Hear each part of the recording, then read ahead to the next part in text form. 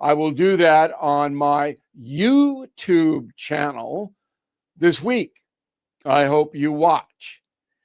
The history of hatred towards the Jewish people spans 3,000 years.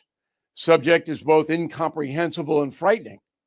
As always, we will give you a fact-based analysis and perspective.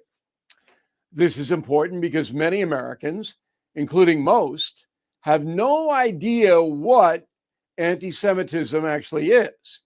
It is not taught in schools, nor accurately reported in the media.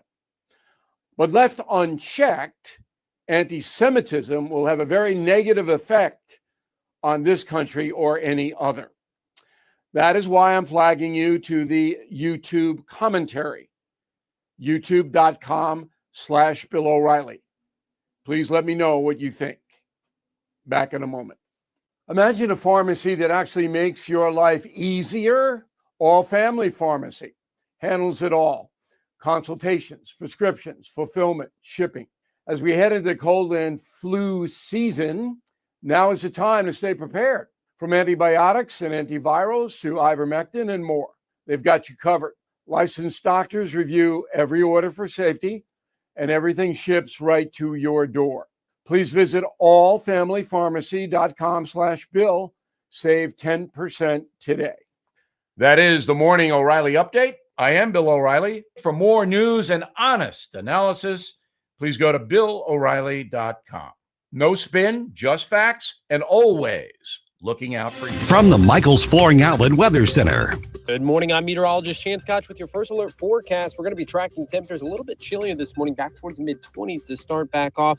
Then we're seeing winds increasing out of the southwest. Going to be a gusty afternoon. That'll help actually warm us into the mid-50s. Wind gusts could be close to 26 miles per hour, but a warmer breeze. As we head throughout the rest of the week, we'll continue a warming trend into the weekend. Friday and Saturday, temperatures towards mid-70s and chances of showers beginning Sunday. In the First Alert 4 Weather Center, I'm meteorologist Chance Koch.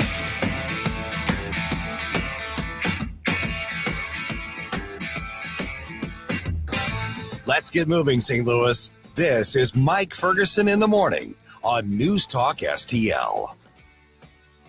Okay, shutdown update. What's next? We'll have the basic details for you at the news break and news dump here right around 6:04. By the way, we had a conversation with Congressman Bob Onder about that yesterday. A lot of really insightful stuff on kind of the behind-the-scenes stuff. So check out our podcast and you can find that. Hey, good morning. Mike Ferguson here. All right, so an interesting court case has been filed. Now, it's in California, but it could potentially affect everybody who's a person of faith in this country, regardless of what your faith is. We have seen these absolute lunatic left-wing protesters try to disrupt and successfully disrupt people's religious services if they don't like what their theology teaches, aka they're actually conservative, they're actually biblical when it comes to Israel, things like that. Well, our friends at the First Liberty Institute is taking on one of the most notorious left-wing lunatic groups. That would be Code Pink in a new court case. First Liberty's Kayla Toney joined us on Monday's program outlining what the case is all about and why it could matter across the country. We're talking about a lawsuit that's filed basically against the Code Pink protesters. I've seen these people in action myself over the years, and I know you have to be nice, but I'll just tell you what I saw. They're nuts, and they're very aggressive, and we see how aggressive a lot of leftist protesters are. So what's the basis of the lawsuit that's been filed? Because it has to do with church services and these protesters protesting. What's the bottom line kind of foundational question here? Yes, well, thank you so much for having me on the program today. We represent the Mission Church, which is a small non-denominational church in Southern California. And we also represent the Christian and Jewish Alliance, which is a beautiful coalition of local synagogues and churches that came together after the attacks on October 7th. In order to support each other and to learn and educate each other about what's going on in the Middle East, and in order to worship together. And so there's been 3 different worship services that have been disrupted by these hostile agitators. And it's the same group of people, as you mentioned, affiliated with Code Pink. And they've really prevented these Jewish and Christian people from worshiping. For example, back in March, about 12 disruptors infiltrated the church sanctuary, pretending to be guests at a worship event that was headlined by a prominent Jewish speaker who was sharing about the nation of Israel. And they jumped up in the middle and started screaming one by one and had to be escorted out, and then lined up right outside the church door, making it very, very intimidating for church members as they were trying to leave and get to their cars. And then again, just last month, the same group came back and they disrupted an outdoor worship event that was full of beautiful gospel choir music. There were rabbis that prayed and spoke and pastors who preached. And it was really, a great coalition service. But these disruptors actually jumped on people's cars as they tried to drive into the event. And then they blared imitation police sirens during the entire 3 hours so that people could not hear the pastors and the rabbis who were speaking and praying. So that's why we brought a lawsuit, because we think this really crosses the line from just speech, which of course is protected and welcome by the First Amendment, but this crosses the line into obstructing and interfering with our clients' religious exercise, which is also protected by the First Amendment. And that's why we brought a lawsuit. Yeah, no, I mean, obviously doing something like jumping on a car, something like that, there are clear legal issues on that. But if it's a matter of, and I'm just asking this, seriously as devil's advocate, but in a way, but what's the legal argument to say, well, you can talk, but you can't talk like that? Where is the line? And do we need to be careful how much we restrict? Because, the First Amendment allows you to say really horrible stuff and be a terrible person and do it that way. But where's the line between you have a right to say what you want to say versus you're getting into violating somebody else's right to say what they want to say? That's a great question, and it's a hard question. And here the focus is really on houses of worship and places of worship. So when the speech becomes disruptive and interfering and threatening the safety of people trying to worship at their local church or synagogue, that's where the law is triggered. And so the law that we're suing under is called the FACE Act, Freedom of Clinic Access. And in the past, it's actually been used to protect abortion clinics. You might have heard of these buffer zone cases where people try to protest or pray outside of an abortion clinic and can be liable. And the legal standard is, does it interfere, intimidate, or obstruct the access?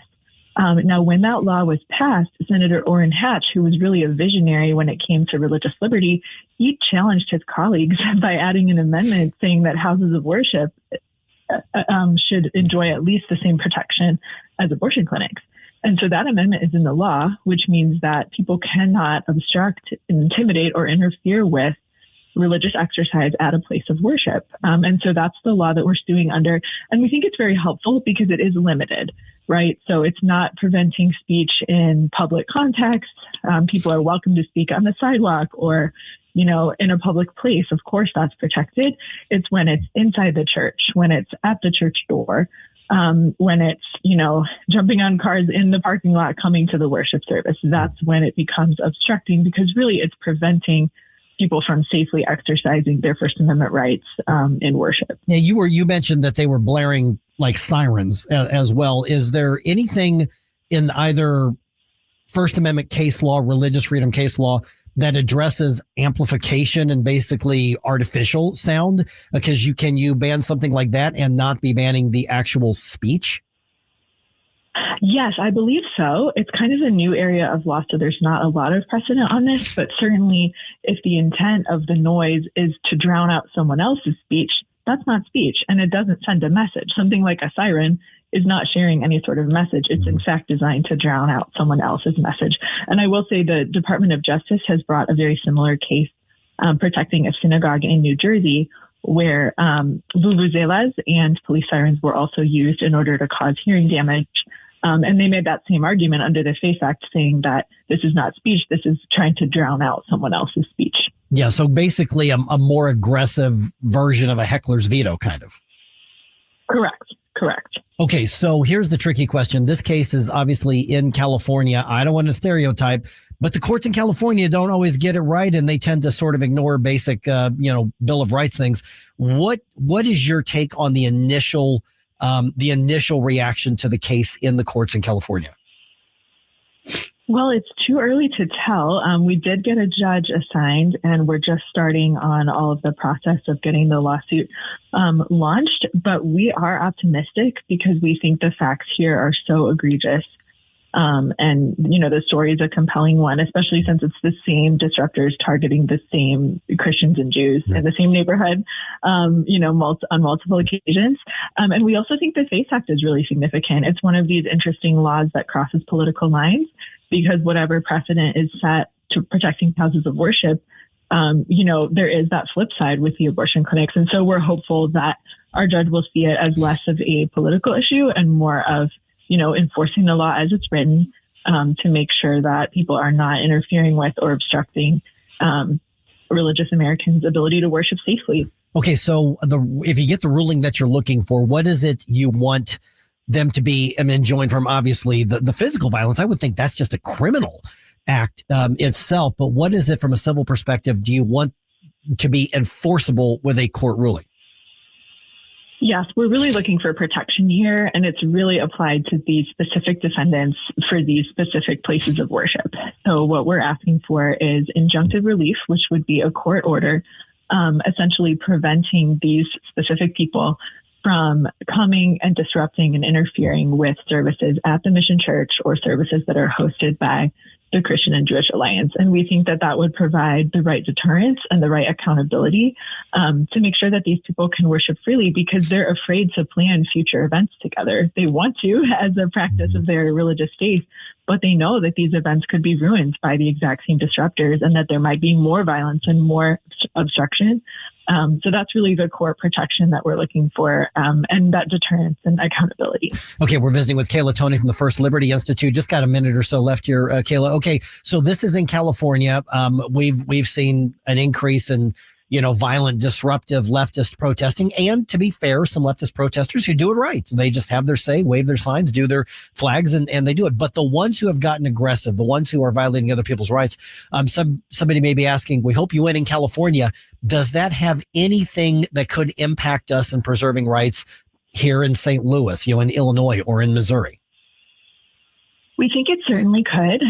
We think the deterrence and the accountability here are very important because so far there's not been any sort of limitation on, the growing tide of anti-Semitism that we've seen. And so, yes, we do think, technically a California ruling will be binding only in California, but we think that especially compared with the Department of Justice similar case in New Jersey, we think that, that could have a really strong impact, really in pushing back against this growing tide of anti-Semitism. It's important that people of all faiths feel safe in our country, and Jewish Americans right now are experiencing so much hostility that it's extending to the Christians who support them. And that's wrong. And that's something that we're really seeking to help prevent. Okay, so what's the next step in the case, and what do you see as the timeline for getting this to a decision? Because these things can drag on for quite a while sometimes. Certainly, yes. We are seeking urgent injunctive relief. So we're asking the court to provide protection so that our clients can host events here in the next few months without fear of disruption. And so we're hopeful that the court will rule sooner rather than later.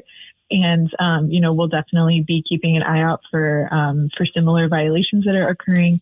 And we'll be fighting to make sure that our clients are protected so that, all people of faith can worship freely without having to be afraid. All right. We follow the work that you and your colleagues are doing. How and where?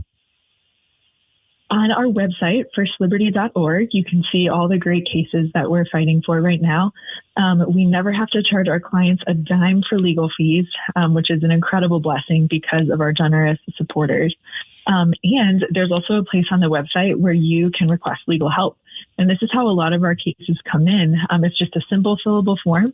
And if you or someone is experiencing a religious liberty problem, please do feel free to reach out to us because we're always glad to review and glad to help where we can. All right, our food drive is underway. Go to NewsTalkSTL.com and you can get the location nearest you for a bin to drop off your donations that are going to support the work in the ministry of Feed My People right here in St. Louis. And by the way, that includes here at the radio station. But check that out, NewsTalkSTL.com to get that list. All right, got some thoughts on basically anything we're talking about 314-912-1019. This is 1019 and 94.1 News Talk STL. If you have a phone, you have a radio. Download the all-new News Talk STL app. Love the all-new NewsTalk STL app. On my way to work in the morning. Usually I'm in the car. I listen on the app in my car every morning going to work. Download the News Talk STL app and listen anytime, anywhere. I'm Dr. TJ, owner of the Institute of Natural Health, co-owner of Optimal Nutraceuticals, and the host of Wellness One. Wellness One is designed to cut through the nonsense and provide you common sense science-based information regarding health and wellness. On the show, we discuss topics like thyroid health, gut health, hormone optimization, and many others. Our show airs Saturdays at 10 a.m. and 2 p.m. and Sundays at 11 a.m. and 3 p.m. right here on NewsTalk STL. And you can visit us at inhstl.com. That's inhstl.com. Why leave your company's story to chance? In today's digital world, video content isn't just an option. It's essential for your success. At Blue Ocean Media Group, we've spent decades crafting compelling visual stories for businesses just like yours. From concept to completion, our award-winning team transforms your vision into powerful video content that connects with your audience and drives results. Don't trust your brand to amateurs. Partner with Blue Ocean Media Group. Visit blueoceanmediagroup.com today, and let's bring your story to life. Put your phone on D&D. That means that do not disturb when you're driving. And when you're going from point A to B, I need you to stay safe, please, so always sing with me. So put your phone on D&D. That means that do not disturb when you're driving. And when you're going from point A to B, I need you to stay safe, please, so always remember this beat. Don't drive distracted. A message brought to you by the National Highway Traffic Safety Administration, Project Yellow Light, and the Ad Council.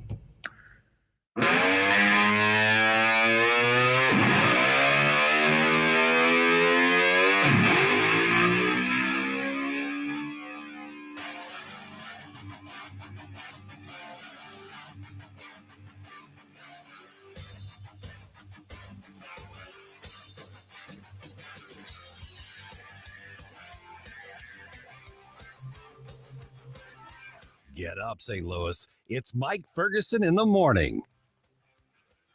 Okay, so the question is, where do we go from here? Looks like the shutdown is going to be over officially here any day now. They're shutting down the shutdown. Exactly. Okay, so among the senators who joined the Republicans and finally ended the shutdown is John Fetterman. Here was his take on this. This was on one of the Fox shows. It really wasn't difficult for me personally compared to the 42 million Americans now that they had their SNAP suspended. And then the military not getting paid, all these government workers. You know what's really weird is like the one Democrat who regularly touches reality is the guy who had the massive stroke and the mental illness. I mean, when you put it that way, what does that tell us about the rest of these people? Yeah, I mean, it's like the guy whose brain broke, and so the question, and the funny part was because when he was running for Senate, we were like every other conservative media, we were just brutal on this guy. The wearing the Walmart shorts and, claiming to be of the people, but he's actually, from a very wealthy family and his wife's basically a Marxist. And I'm like, and he has settled in, he has done this about face, and he's the one that we can get along with now. It's just weird how politics works in that way. Yeah, I remember a lot of people giving him flack because he wasn't dressed up to the T's, and he's like, oh, well, he said he's depressed and you can't do that. Right. And, well, guess what? Sometimes it does not mean that the way that you dress means that you have a functioning brain. Sometimes these types of people have the most common sense. Now, he should be wearing a suit. They changed the rules to allow him to wear his hoodie and his shorts, which I think was dumb, but in the United States Senate. But the funny part is with him is that his wife was a big problem for him. Mm-hmm. I mean, just a big problem. And nobody's heard from or about her in a long time. I have a feeling that the Democratic Party is like, hey, you, you're really, because she's like an open, like avowed socialist. I mean, she is really one of the mean types as well. Well, I mean, given the current state of the DNC, I would actually imagine that they would say, "Hey, Fetterman, you you would think, step up, lady. You're going to come join us with Bernie and AOC now." Yeah, well, and she's like of that ilk, but because she was kind of leading when he was basically non-functioning. You know, there were questions like, is she actually making the decisions? And she wasn't elected. So maybe she's still there behind the scenes doing stuff. But Fetterman, Fetterman has basically become something we did not think that he was, because we thought he was just another left-wing extremist who couldn't, remember more than 2 or 3 seconds at a time. And he's the one who's now getting along with people. So obviously whatever the physical or the mental stuff that they're dealing with is being addressed.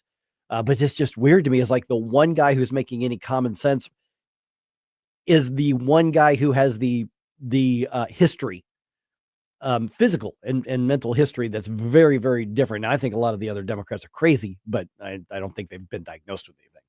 Yeah, and I don't want to make too much light of the fact that he's had a stroke, but there are times where certain changes to your physical functions actually can change your personality a little bit. And then there's also the aspect of maybe that spooked him into realizing, wow, I need to get myself together and actually do some good common sense stuff to help my people, because God forbid, if it were to happen again in the future, maybe he wouldn't be able to do that. And then somebody even worse would step up. And Pennsylvania is a Rust Belt state. It's a blue state, but it's not a California hue of blue. It's a different type of blue. It is that Rust Belt, basically gritty manufacturing, agriculture. It's not the Berkeley blue. So they were one of the states that flipped for President Trump last time as well. Yeah, so there is still a little bit of common sense left in there. Yeah, there's some. So it's not necessarily a conservative state. So he's trying to kind of toe that line out there. So that's what's been interesting. So what's going to happen now is it goes to the House. There was an article on this in RedState. Somebody named Susie Moore wrote it. That gives us updates. So we'll check in with her in just a few minutes here as well. So that's where we are. Is the House is going to have to approve all the stuff that was funded. So we're going to basically get essentially through the end of the year. And so we could be right back in the same situation come the beginning of the year, because now we're into 2026. Now we're into the elections. And remember, primaries in some states start as early as March in Illinois. And so we're in campaign season now. I was going to say, I mean, I know technically speaking that there is a actual, a schedule to these sorts of things, but I would argue we probably are already in primary season, or at least a pregame version of that. Right. Yeah. And it basically never ends. I mean, you're saying, for instance, around here, you're saying campaign launch announcement parties and all that kind of stuff for 2026. And that's all happening now. Wow. And that's just the way we are. We are in a perpetual state of campaigning in this country here. So that's where we're at, which I'm using to set up future discussions here this morning, because then who's going to be able to leverage the entire shutdown and all of the ripple effect problems that have come from it? Because we're not done. Just because they vote to reopen the government and authorize the spending, the ripple effects are going to keep going. I mean, I saw 2 different reports this morning that says they're actually anticipating flight delays to last through Thanksgiving. I mean, they're not going to be able to get caught up from this right away. Yeah, I saw yesterday even it was 10,000 flights. Yep. And I don't know the exact math, because you can't just say the only people affected were the people that were supposed to be on those flights. Correct. So it's going to be something where if you weren't listening to Mike Ferguson in the morning, then don't be upset that you were caught off guard. That there's still issues in the next 2, 3, 4 weeks. Right. So that's where things are at when it comes to the shutdown, which obviously will basically be able to get back to the normal dysfunction of the federal government. We're just done with this dysfunction. We'll get back to the normal dysfunction. So we've left the Jerry Springer phase. We're going back to the Maury phase. Yeah, that's a good way to do it. That's a good way to put it. Oh my goodness. All right. 5:55 right now. We launched our food drive yesterday, as we were all excited about. And I got to say thank you, because yesterday morning, we had 2 people drive up to the station and say, hey, can you help unload food out of my trunk? Oh my. It was really cool. So we were, I mean, it actually beat the bin to us. We got the bin like at 10:30 or something. We had a couple people pull right up here to the radio station and say, I'm helping out. And so I was helping load some stuff out of, some great people's cars. And so thank you to everybody who came by. And so we're off to a really strong start, but there's going to be a great big need. Even if the SNAP stuff works itself out in the next couple of weeks, that's okay, fine. That's whatever it's going to end up being. the cost of living has still gone up. There's just going to be a lot of people who need extra help, and we can do this better than the government can do this. And we're off to a very strong start. I don't want to get too sappy, but I mean, that is precisely what I love about the extended News Talk STL family is, I mean, even going back to when the tornadoes were hitting, we had so many people both on this show and the Dr. Tobler show sitting there saying, well, how can we get involved? How can we help people? How can we even just do something for the people that are already doing something to help people? It's like, that just shows how much we really do care about our community and how many people actively want to find ways to be involved in this stuff. And that's something that you don't really get in this world, or at least people don't think you get in this world anymore. Yeah. Yeah. And I mean, food drives are kind of a staple, frankly, in radio. And I've done a lot of food drives over the years. And it's always, it never gets old. Because remember, organizations like Feed My People, which is what our food drive, that's the organization our food drive is benefiting this year. The food banks, all of those, most of their donations when it comes to food and that sort of thing, most of them come in during the holiday season. And so now's the time to really step up. And with Feed My People, what I really like about this is because typically what happens, and I'm not knocking this, okay, I mean, it's a really good thing, is the really big networks of food distribution and the charitable groups, and they're doing great work. That's why they're so big. But they have a system, and basically what's happening is you get to kind of co-brand and you can co-promote and all that sort of thing. I used to work at a radio station where it was called cause marketing. So we've got a great cause, we've got a great charitable group, but we're marketing, we're branding, and again, there's nothing really wrong with that. In this case right here, Feed My People is a local organization that works with people holistically right here. So this isn't the big corporate type of brand. And again, I am not, the food bank does great work. Don't get me wrong, but I just love that we have been able to pick out, us in the St. Louis County GOP Central Committee.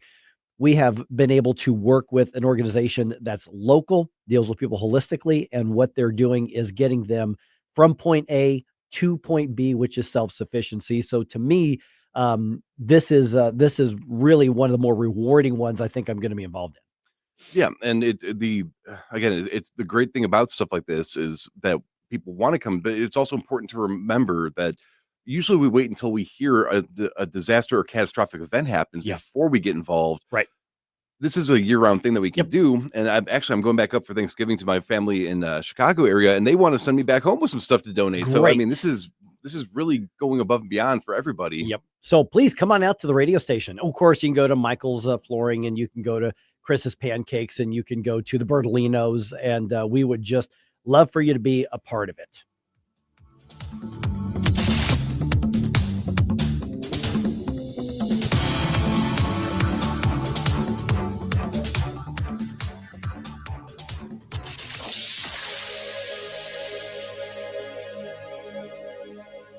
Tim Jones and Chris Arps in the afternoon. Brian Pichelle. He is the executive director of Dogs for Our Brave. I've been very blessed to have incredible support in my life as I battled through my journey of coming back from Iraq and dealing with, PTSD and everything I saw and witnessed as a medic. Not all veterans have that type of support. And ultimately, that's why I say we are a gift of love. We are a gift. We want to be that beacon of hope. Tim Jones and Chris Arps, weekdays at 4 on News Talk STL. Do you owe the IRS $10,000 or more in back taxes? Are you being audited or investigated? Has the IRS sent you a letter demanding payment? You may not owe what they claim. Make this free call to the tax doctor now. Let them negotiate with the IRS on your behalf. 800-240-4586. 800-240-4586. That's 800-240-4586. KLGY HD3 Clayton, K270BW Bellefonte, KNBS Bowling Green. This is News Talk STL at 1019, 94.1, and always streaming at newstalkstl.com. This hour from Town Hall, I'm Rich Thomason. The House is the next stop for a bill to reopen the government. Last night, the Senate passed the bill on a vote of 60-40. The House could take up that legislation as soon as tomorrow. House Speaker Mike Johnson says lawmakers will have to make up for lost time once the longest shutdown ever finally ends. Johnson looks forward to Congress returning to a regular legislative session after the House has been in recess for several weeks, and he offers this warning to fellow lawmakers. There'll be long days and long nights here for the foreseeable future to make up for all this lost time that was imposed upon us. The House Speaker sent lawmakers home after their September 19th vote to approve a temporary spending bill and has refused to bring them back until the government reopens. Greg Clugston, Washington. The Senate bill keeps the government funded through January 30th, and it guarantees a vote on Obamacare subsidies. Parts of the Midwest and the Great Lakes digging out from the season's first significant snowfall as the lake effect snow machine kicks into high gear and chilly Arctic air filters as far south as Florida. Local governments across the South have opened heated shelters. Hazardous road conditions are affecting travel in Tennessee, Michigan, Indiana, and Wisconsin. Meanwhile, gardeners in the Midwest and Northeast are advised to protect plants as the growing season ends. In addition, wind chills in Florida might cause iguanas to fall from trees. And that's correspondent Andrew Stewart. An illegal immigrant from Mexico is under arrest, accused of opening fire on ICE agents in Chicago over the weekend. Death threats against and assaults on ICE agents have skyrocketed in recent months. On Wall Street this morning, stock futures are mixed. Dow futures 4 points higher, while the NASDAQ futures are down 103 points, and the S&P futures 14 points lower. More on these stories at townhall.com. The national debt is soaring and the dollar is weakening. Rising deficits and market instability are creating a perfect storm of economic uncertainty. In unpredictable times, more people are turning to physical gold and silver, real tangible assets that have protected wealth for centuries, as a way to safeguard their savings and retirement. And now with the Fed preparing another rate cut, precious metals are poised for dramatic gains in the coming weeks. At Advantage Gold, we help you move your IRA or eligible 401k into physical precious metals, tax-free and penalty-free. When you call 800-741-GOLD, you'll receive a free gold guide packed with real-world strategies to help protect your investments. Call 800-741-GOLD or visit AdvantageGold.com. Call 800-741-4653. Consult with your financial and tax professionals before making investment decisions. Call 800-741-GOLD. From the Michaels Flooring Outlet Weather Center.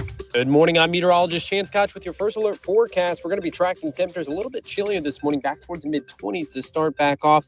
Then we're seeing winds increasing out of the southwest. Going to be a gusty afternoon. That'll help actually warm us into the mid-50s. Wind gusts could be close to 26 miles per hour, but a warmer breeze. As we head throughout the rest of the week, we'll continue a warming trend into the weekend. Friday and Saturday, temperatures towards mid-70s and chances of showers beginning Sunday. In the First Alert 4 Weather Center, I'm meteorologist Chance Koch. This hour of News Talk STL brought to you by Chris Cooper and Serenity Wealth Management. Discover little-known strategies that could be the difference between choosing the care you deserve or having someone else decide it for you. Get a free copy of Chris's book at serenityltc.com. Streaming TV is where it's at. It's not about cutting the cord anymore. That's old news. It's all about your customized TV options. With the best and cheapest high-speed internet and your own TV subscriptions, we've got your dream TV lineup. Between wired and satellite internet and TV, you now have tons of options. Save money and get more internet speed and better TV today by calling the Whole Home Connect. We scan your location and offer you the best TV and internet options. And we always have specials and promotions. So when you call, ask about that. Take 5 minutes of your time. Make this free call now and learn how to save money and get better internet and TV for your home anywhere in the U.S. Make this simple and free call now. 800-257-1632. 800-257-1632. 800-257-1632. That's 800-257-1632. For the heroes who have defended our country. For the survival of liberty. Thank you for standing up when your nation needed you most. Honoring all who serve. If I could say something to the veterans. Take a moment to say 2 wonderful words. Thank you. News Talk STL. Mike Ferguson. I'm not like the rest of you. I don't make mistakes. Susie Moore. What you're telling me doesn't sound logical, my dear. Get up! Get up! Can't you hear the alarm? Get up, St. Louis. You need to get to go. I need to be able to get where you need to go to do the work. Mike Ferguson in the morning on News Talk STL. Get up! Get up! This is your cousin God. Okay, so the federal government's going to soon be back to its normal level of dysfunction. Yay. Yeah, exactly. Yay, question mark. Yeah. Well, I have mixed feelings about that, but I'm somewhat excited, and I'll explain why we're going to do it. Okay, good. And left-wing violence, still a thing, happening again. Yeah, we're going to get that a little bit later on today here. And our food drive is off to a strong start. Yay. I mean, really strong start. It is 6:06 right now. I say we start with the news dump. What do you say? The morning news dump. Are you joking? Is this a joke? Listen, folks. The morning news dump. All right. The Senate votes to end the longest running government shutdown in U.S. history. This update from correspondent Bernie Bennett. On this vote, the ayes are 60, the nays are 40. The bill as amended is passed. The shutdown could last a few more days as members of the House, which has been in recess since mid-September, return to Washington to vote on the legislation. President Donald Trump has signaled support for the bill, saying Monday that, quote, we're going to be opening our country very quickly. The Senate voted 47-53 along party lines not to extend Affordable Health Care Act subsidies for a year. Majority Republicans allowed the vote as part of a separate deal with Democrats to speed up votes and send the legislation to the House. Bernie Bennett, Washington. Okay, so Susie, was that the vote that John Thune said we're going to look at in December? Did they say, let's just do it now. We know we're going to win anyway. You know what? I that's the first I'd heard of that. And I yeah. watched the entire thing, and I didn't realize there were 2 amendments offered by the Democrats, and I didn't pay super duper close attention to them. I got the impression that it was just an amendment that was similar, maybe from Tammy Baldwin, or it was either Tammy Baldwin or Jeff Merkley, but I could be wrong about that. Well, so they still may have another I think so. big pomp and circumstance vote, the stuff that they're going to campaign on next year. Yeah, because otherwise I don't think they would have gotten the agreement. Yeah. Because they wanted like an actual vote, debate, Right. that sort of thing. And this was not debate yesterday. Okay, so they'll probably still see that in early December is probably what we'll get. All right, Boeing increases the ratification bonus for striking employees in the latest offer. The company is now offering a $6,000 ratification bonus, saying that's based on the feedback from the union members who have been on strike since August 4th. The increased bonus takes the place of a stock offering that was in a previous offer. Okay. So the company has already hired some replacement workers, but it is offering a guarantee that all striking International Association of Machinist workers will get their job back if they ratify and are able to go back to work by November 17th. And they made it very clear this guarantee is not forever. So the company is really increasing the pressure. Yeah, they are. And that sounds like a pretty sweet deal. Oh, the union's been offered such a really good above market deal. It's insane that they're still doing this. Yeah, I'm a little surprised that it's, well, I don't know all the ins and outs of it, Yeah. but I don't know, that signing bonus sounds like Right. pretty great this time of year. Yeah, exactly. About 3,200 union members are on strike, and that affects both sides of the river. Mhm. So you've obviously got, North County, Muscuda. So you've got a lot of workers here. No word yet as to what the union members are going to do. Other than that ratification bonus, there doesn't look like there really were any changes to what Yeah. the union's already rejected. So it's just more money up front Right. to return to work. But a lot of the members might be more attuned to that than stock options. Right. Well, that's what the company said. They said, hey, you said you'd rather have cash than stock options. Okay, here's the cash. There you go. And here's the other thing is they made it pretty clear that some of their elements of production at the plant here, they're back up basically to full capacity. Not all of them, but some of them, with the replacement workers that they have actually hired. Oh, that's good. Yeah. So the longer this goes, the more Boeing onboards replacement workers, the less leverage the union's going to have here. That's and true. yeah, and they were offered, like over 4 to 5 years, depending on whether they did the 4-year or the 5-year contract, you're talking 40+% guaranteed wage raises. Yeah. So it's just insane that they're saying no to this. And if I remember correctly, all this was because they looked at a area where they have an insane cost of Seattle, living. yeah. And they're like, well, we want that money, but we want to be able to spend it in an area where it's much cheaper to live. That doesn't really, Right. Why don't you go to Seattle and take the money and see how bad it is there? Yeah. I mean, you got to do apples to apples. Yeah. Sorry. No, exactly. Okay. Threats against Border Patrol agents are continuing to heat up even more as they carry out immigration enforcement in Chicago. And this time we had a shooting targeted at federal agents taking place over the weekend. CPB Chief Patrol Agent Greg Bovino was on Fox's America Report, reacting to the announcement that a suspect was arrested in connection with that shots fired situation. This is indeed an illegal alien that had a prior felony conviction for firearms. Yeah, and was still in the country. Imagine that. Huh, how's that work? Yeah, Alderman Michael Rodriguez, a Democrat there in the Chicago Board of Aldermen, he says the Border Patrol agents are causing all sorts of mayhem in one of his social media posts. And now, of course, the courts are trying to block the agents from enforcing the law. And at some point, I have a feeling that the administration is going to go, we don't care what these rulings say. We're going to go enforce the law. Maybe it's just me, but I'm a little tired of hearing that the agents' skirts were too short. Right. Yeah. Yeah. I mean, the argument that we're even seeing this in the court cases, the argument is that their presence is provocative and is the cause of the unrest, as opposed to, the people actually engaging in the unrest. Yeah, no, precisely. And the country, I think, overall is tired of it. Yeah. I mean, I think most of the capital D Democrats are tired of it. It's just the fringe that is now there's more on the fringe than I would like to admit, but they're the only ones who are still buying into this idea that finding illegal aliens, particularly the criminal ones, is somehow mayhem being caused by the administration and not by those criminally in the country. It's I don't know. I think maybe just our attention span has moved on from it, but the bottom line is that the argument they're making just doesn't hold water. Yep.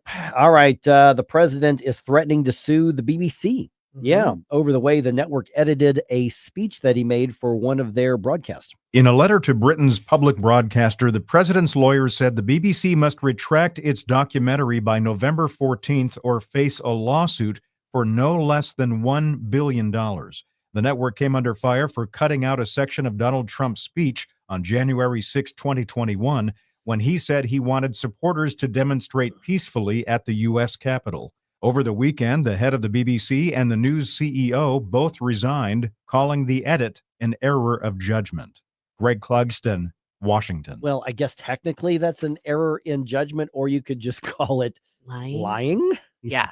I think he's got a pretty good legal ground to stand on there. Yeah. I mean, for all the hubbub and angst over January 6th, what they did was take two completely separate by an hour parts of the speech and make it look like he asked people go riot. Right.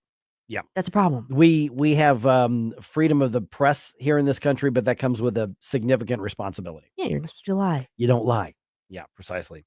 Okay. Federal Housing Finance Agency. Did you know we had a Federal Housing Finance Agency? We have one.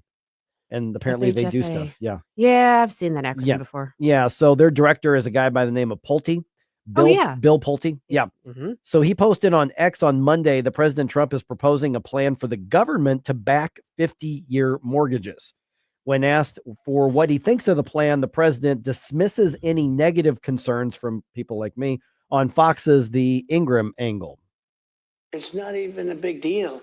I mean, you go from 40 to 50 years, and what it means is you pay something less from 30, that some people had a 40 and then now they have a 50.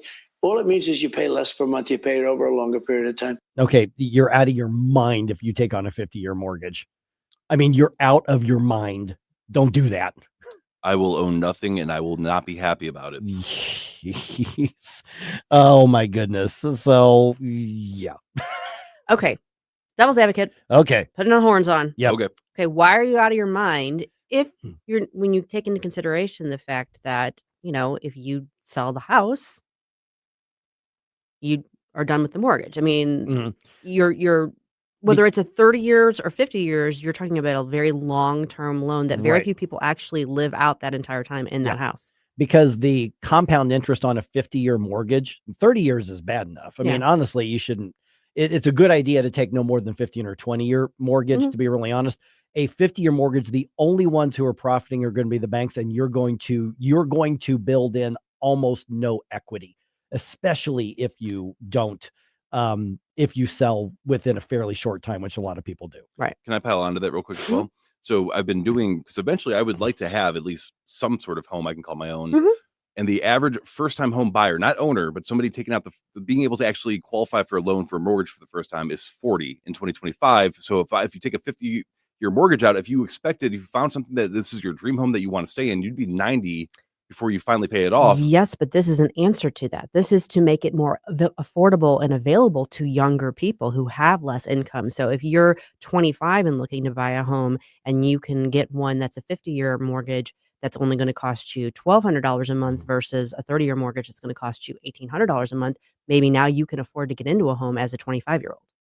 I will look more into that. Thank you. I understand the skepticism. I'm just saying there might be some people that this is actually helpful for, maybe. I don't think so. I don't. I mean, I get what he's trying to say. It's just personal finance is. I don't know that there'd be anybody who's actually, really good at that sort of thing. Do you see the Babylon Bee on this?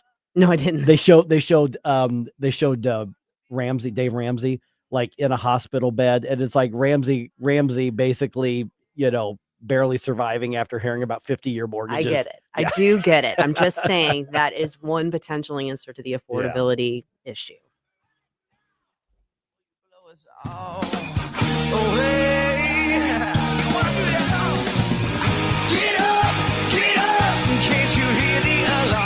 The Herzog Foundation is the vision of its founder, Stanley Herzog, and it exists to promote quality Christ-centered K-12 education nationwide. Hi, this is Chris Stegall with the Herzog Foundation. We offer a wide variety of resources relevant to today's families, including a free online publication called The Lion. The lion is one of God's most majestic creatures, symbolizing strength and courage. Named for its attributes, the Lion publication carries articles covering a wide range of topics facing American families and culture, especially related to the education of children. The Lion can be found online at readlion.com. That's READ lion.com. Sign up for The Lion at readlion.com and find dozens of must-read articles published every day. Visit readlion.com and subscribe for the weekly and daily digests so you never miss an article. Readlion.com. That's readlion.com. Now you can fly anywhere in the world and pay discount prices on your airline tickets. Book a flight today to London, Paris, Madrid, or anywhere else you want to go and pay a lot less guaranteed. Call the International Travel Department right now at Low Cost Airlines. 800-515-2397. 800-515-2397. That's 800-515-2397. This hour of Mike Ferguson in the Morning is brought to you by Stifel. Request a portfolio review from your Stifel financial advisor at stifel.com. That's STIFEL.com.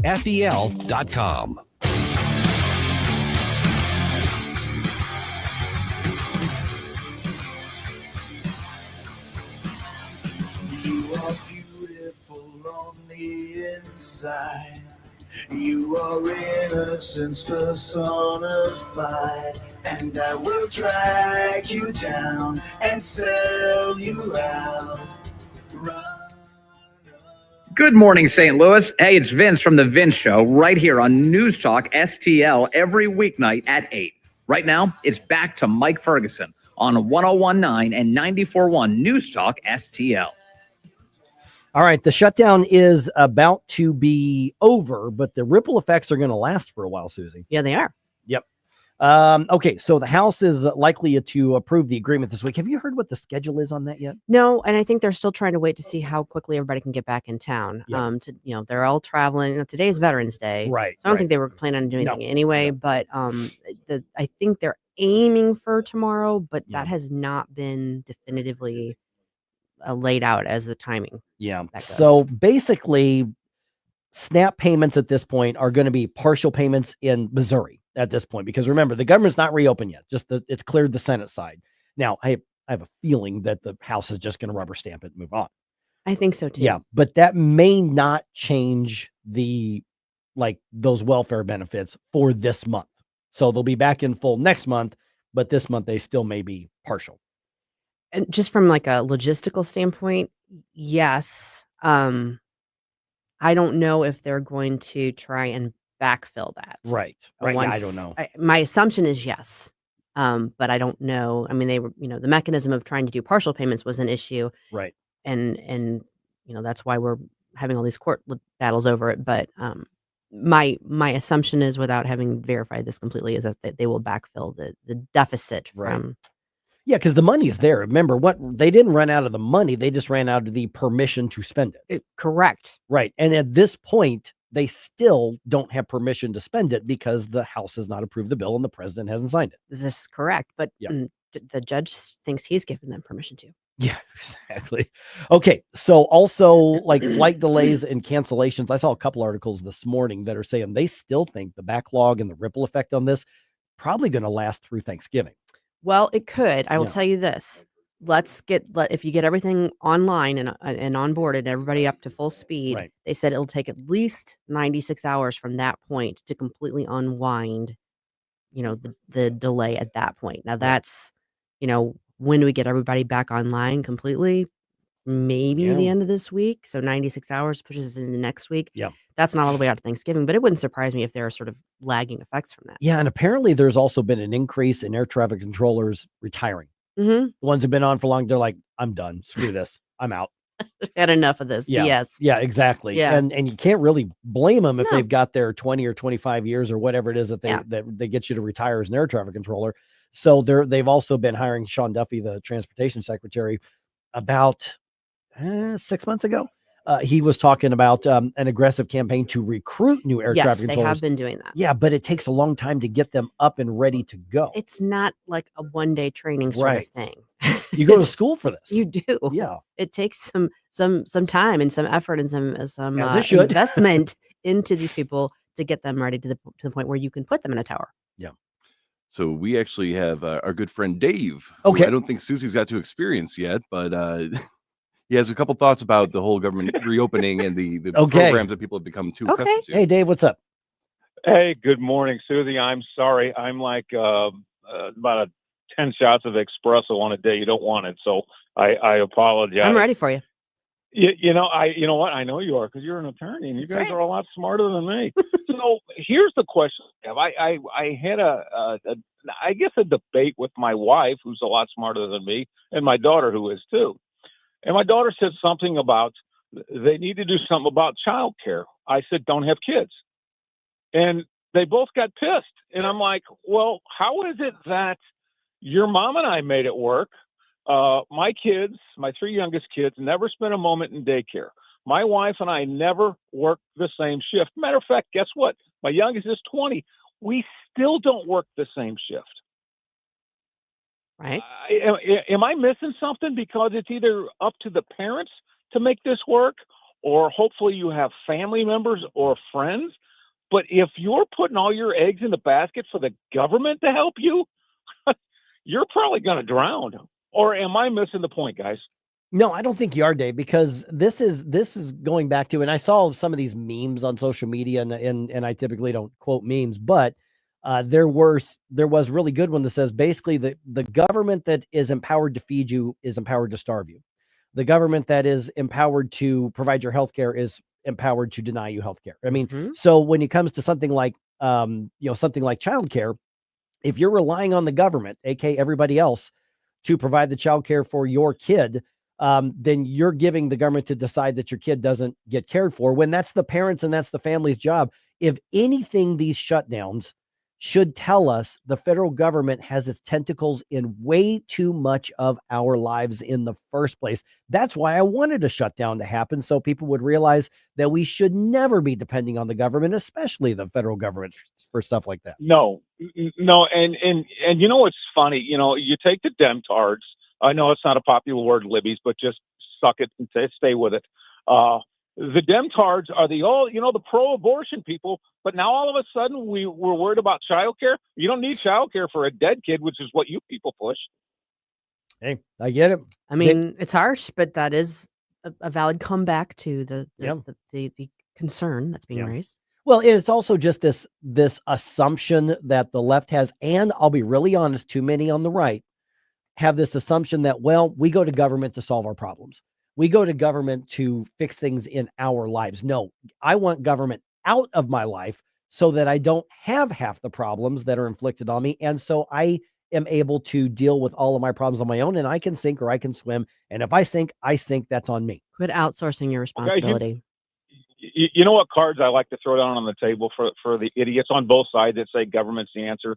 Let me see. The Department of Motor Vehicle sucks.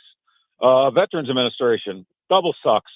The post office. Now, wait a minute. I'm going to take back the post office. They always deliver all my crap mail, but I never get the stuff I need. Dave, thanks so much again, man. Appreciate it. Thanks, guys. Have Thanks, a great Dave. day. Susie, welcome to the team, and I hope I wasn't too much this morning. No, you're just fine. Yeah, but that's the big picture here, because you look at all of the problems. Now, there's a case that I think a lot of libertarians like to make to say we need to just privatize air traffic control. Okay, in theory, is that possible? It's probably. Maybe, yeah. Is it practical? Is it ever going to happen? No, I don't see that happening. No. And because we meaning collectively have determined that this is critical infrastructure, which, obviously there's a case to be made for that. That type of thing shows the dysfunction of the government. Yes. But every other thing, when you're looking at people's lives and they're panicking because they don't know if they're going to be able to run their own life in their own house because they're so dependent on government, that shows you government is way, way, way too big. It is.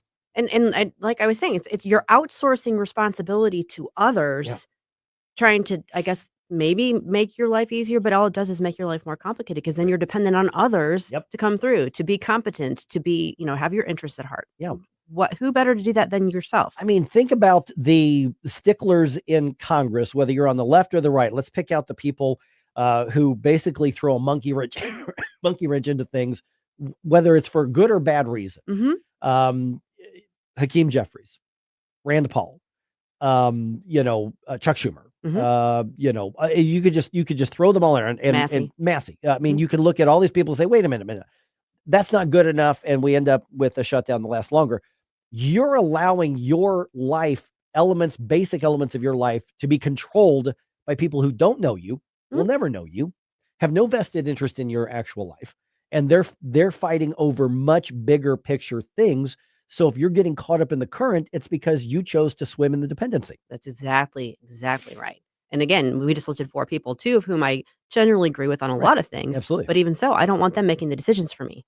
And the thing is, those 2, Rand Paul and Thomas Massey, they don't want to make those decisions for your life either. No, actually they don't. That's what makes them different. It's an interesting contrast between Rand Paul and Mitch McConnell. Oh, very different. Got to see that last night. So that's what we're looking at right now in this primary season, which is why we look and saying, I would love to see a lot of people get elected based on a platform of elect me so I can leave you alone. Yeah. Elect me so I can cut back government so much that you can afford to live your own life. And you can get your problems straightened out without me having to do it for you. And if your life sucks, we'll know it's because of you. That's the crux. Right. People don't want that. No, they don't want that. Precisely. Oh, no one wants that responsibility, I guess. I don't know. So while everybody's going to be celebrating the government reopening, and I get it, I definitely wanted a shutdown, but for all of these reasons. To people drive home the point. Yeah. I think it did. Yeah. I don't know that I would have wanted it to go on for 41 days or longer, but it is. I don't know. The Supreme Court is making news because of something it didn't do. Yeah. This is interesting. Yeah. We're going to talk about that when we come back here on News Talk STL.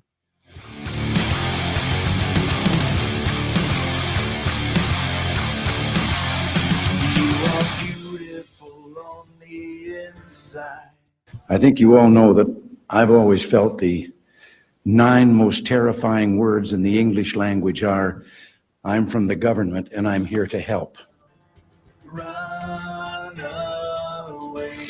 The Vic Porcelli Show. Vic for Vets presents our Military Veterans Day Extravaganza. That is all day Tuesday, so don't miss it. Weekday mornings at 9 on News Talk STL. From the Michaels Flooring Outlet Weather Center. Good morning. I'm meteorologist Chance Koch with your first alert forecast. We're going to be tracking temperatures a little bit chillier this morning, back towards the mid-20s to start back off. Then we're seeing winds increasing out of the southwest. Going to be a gusty afternoon. That'll help actually warm us into the mid-50s. Wind gusts could be close to 26 miles per hour, but a warmer breeze. As we head throughout the rest of the week, we'll continue a warming trend into the weekend. Friday and Saturday, temperatures towards mid-70s and chances of showers beginning Sunday. From the First Alert 4 Weather Center, I'm meteorologist Chance Koch. Hungry for the best steak you'll ever have?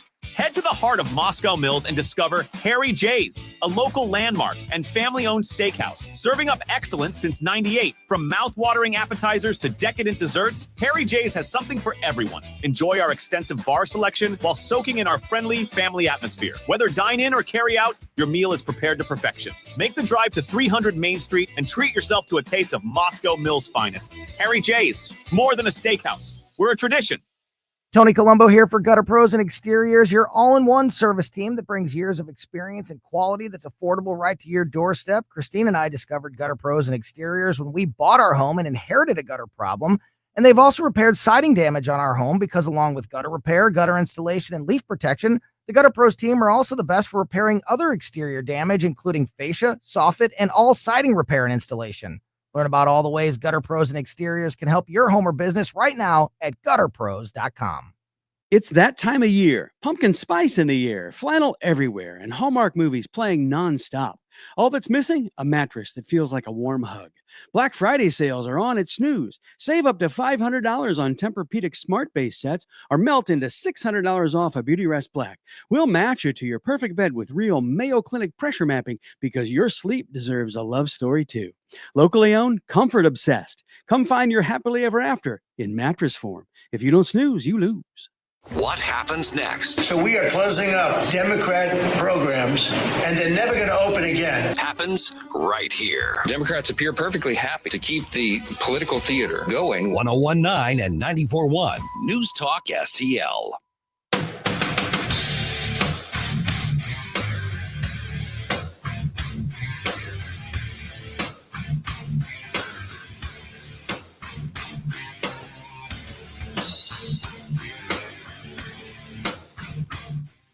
Good morning, Missouri. It's your boy, Joe Pags. I'll talk to you tonight at 10. But right now, let's get back to Mike Ferguson in the morning. Okay, so from a legal perspective, was this much ado about nothing? Susie, you just mentioned the Supreme Court made news for what it did not do. And I was a little surprised at like all of the intense reaction when I didn't think they were going to take the case in the first place. Well, the intense reaction wasn't about the fact that they didn't take the case because every Monday they issue their order list and it's 10 pages long and there's 100+ cases on there that they deny cert on. They declined to take. And no one knows much about any of those cases. The reaction was because this was the case that was such a hot button issue back at the time when Obergefell versus Hodges was first, which, by the way, that's the gay marriage case. It is the gay marriage case. Yeah. They handed it down, I think, in 2015. Yeah. And then there was the fallout from that, which then resulted in this case eventually. But I mean, it was such a hot topic. And I think that there were some people who, well, I would say there were people, there might have been more people on the left that were kind of hoping they would take it up. Really? I wonder why that is. Because, I mean, when they declined it, they basically say, no, this ruling stands. We're not going to hear a challenge to it. Yes, but if they took it up, that's another wedge issue to go into the 2026 election. Okay. Because what we had here was basically Kim Davis, who was that county clerk in Kentucky. And she was appealing her case up there. Now, was she wasn't just appealing like the rulings against her. What was she actually appealing? See, that's what I'm not. And I, at one point when I was reading up on the case, and this was maybe a year ago, I thought it was just that she was appealing her having been put in jail and then losing her job, that sort of thing. And she lost her job because she lost re-election. Yeah, but then there was something else about them not letting her do her job. I don't know. I can't. There were other aspects of it. And then so that tangentially it brought the issue back into it. But I don't. Kim Davis seems to be kind of a mess to me. It's just what it looks like to me. You know what? I haven't gone and checked in on her in years, so I don't really know. I understand that she had a conscientious objection to it, but I also understand that maybe this was done, I don't know. And so I'm the wrong person to ask about this right now because it's been a while since I've looked at that case. I think there were some thoughts that it might then reopen the discussion about whether or not Obergefell was properly decided. Not is gay marriage good or bad, but whether the case, just like Roe versus Wade was overturned, because it's bad law. Not set aside your policy preferences. the way it was decided by the court was not sound. Yeah, there were even like full-on pro-abortion lawyers who went, yeah, that was a terrible decision from a legal perspective. It was an activist, yeah. So I think that might be the angle they were looking at, but then because it involves such a hot button issue, everyone just pounced on it and went with it. No, it's not surprising that they didn't take it up. I don't think that I wasn't surprised at all. I was surprised more like LGBT groups are celebrating I'm like, did anybody actually think they were going to take this? I mean, listen, gay marriage, for good or for ill, whatever you think of it, that ship sailed 10 years ago. Yeah, I don't think that bell's going to be unrung. We're not going. We're not going back. I don't even think if you put the issue square before this court, you'd get 5 votes to overturn it. I don't. So yeah, I think this was maybe much ado about nothing.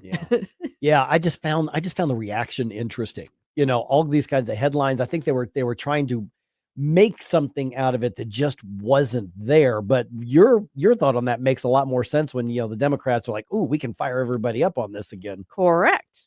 I remember one time I was chatting with somebody from the ACLU. I don't know if he still works there or not. But it had to do with the gay marriage cases. Now we were off air because I was getting ready to interview him on one of my TV episodes. And they were filing a lawsuit in whatever state over gay marriage. And I mentioned the question. I said, at that time, the polling was against gay marriage in a very, very overwhelming way. Right. And I remember he just very matter-of-factly, just as a lawyer, said, "Oh, we don't care." He said, "Once we get the court ruling that changes it, public opinion always follows." And that was his take, is like, we don't care what the public thinks of it. We get the win, and people adapt to the new reality. And I do think that's true in a lot of cases. Obviously, you could make the argument that that's not true in all cases. So yeah, and this is where my big libertarian streak came in. Back when this was the big fight, I was like, look, I understand from a theological, faith-based perspective what the objection is to this. If you are going to have the government issue licenses for people to marry, then it needs to be equitable across the board as far as, that sort of thing. So you can't say, this couple can, this couple can't, recognizing there can be some age restrictions. Yes. But that was my argument. And every time I said, well, get government out of the business of marriage. Yeah. Everyone looked at me like I had 2 heads. I'm like, why do you need a license to be married? Let's do a history lesson. The first laws starting to regulate marriage started in the South. Where did they come from, and why did they start? Miscegenation laws. Yep. That's what they were, because the church was, at the time, many churches, not all of them, were as racist as anybody else. And they didn't want to be the bad guy by saying you can't marry this person because you're white and she's black, or you're black and she's white, or whatever the case is. And so, government did it. Government doesn't allow it. So this was handed off as part of you look at many of the lousy laws that restrict our rights. First gun control laws, Jim Crow laws, the government stepping into marriage, because remember, before that, you just had a preacher record it in the Bible, and the preachers or whoever it was that married you, they had the ability to go, "No, I'm not marrying you. I'm not for this." And the flip side of that is there's no way that you should be forcing a religious institution to sanction your marriage if they don't believe in it. So, go get married at the courthouse, do whatever. But yeah, if you're going to have the government involved, then it needs to be equal access across the board. I mean, that's just a constitutional thing. I mean, that doesn't mean that you like it or again, even that it's good or bad for society. Those are separate arguments. Yeah, those are completely different things. And I'm not, I've got I see it the way you see it, is that I've got my faith-based view of it. But then when it comes to the government side of it, if the government's involved, okay, so now let's follow a rabbit trail. Okay. Let's do that. Uh-oh. Now there's an argument that's saying, well, limiting marriage to only 2 people is arbitrary. Right. So why not allow polyamorous? So right now you can engage in a polyamorous relationship. Correct. If you want there to be contractual legal obligations between, you can draw up a contract. Yep. Consenting adults can write up a contract that says, we're going to do this, this, and this. There's nothing preventing you from doing that.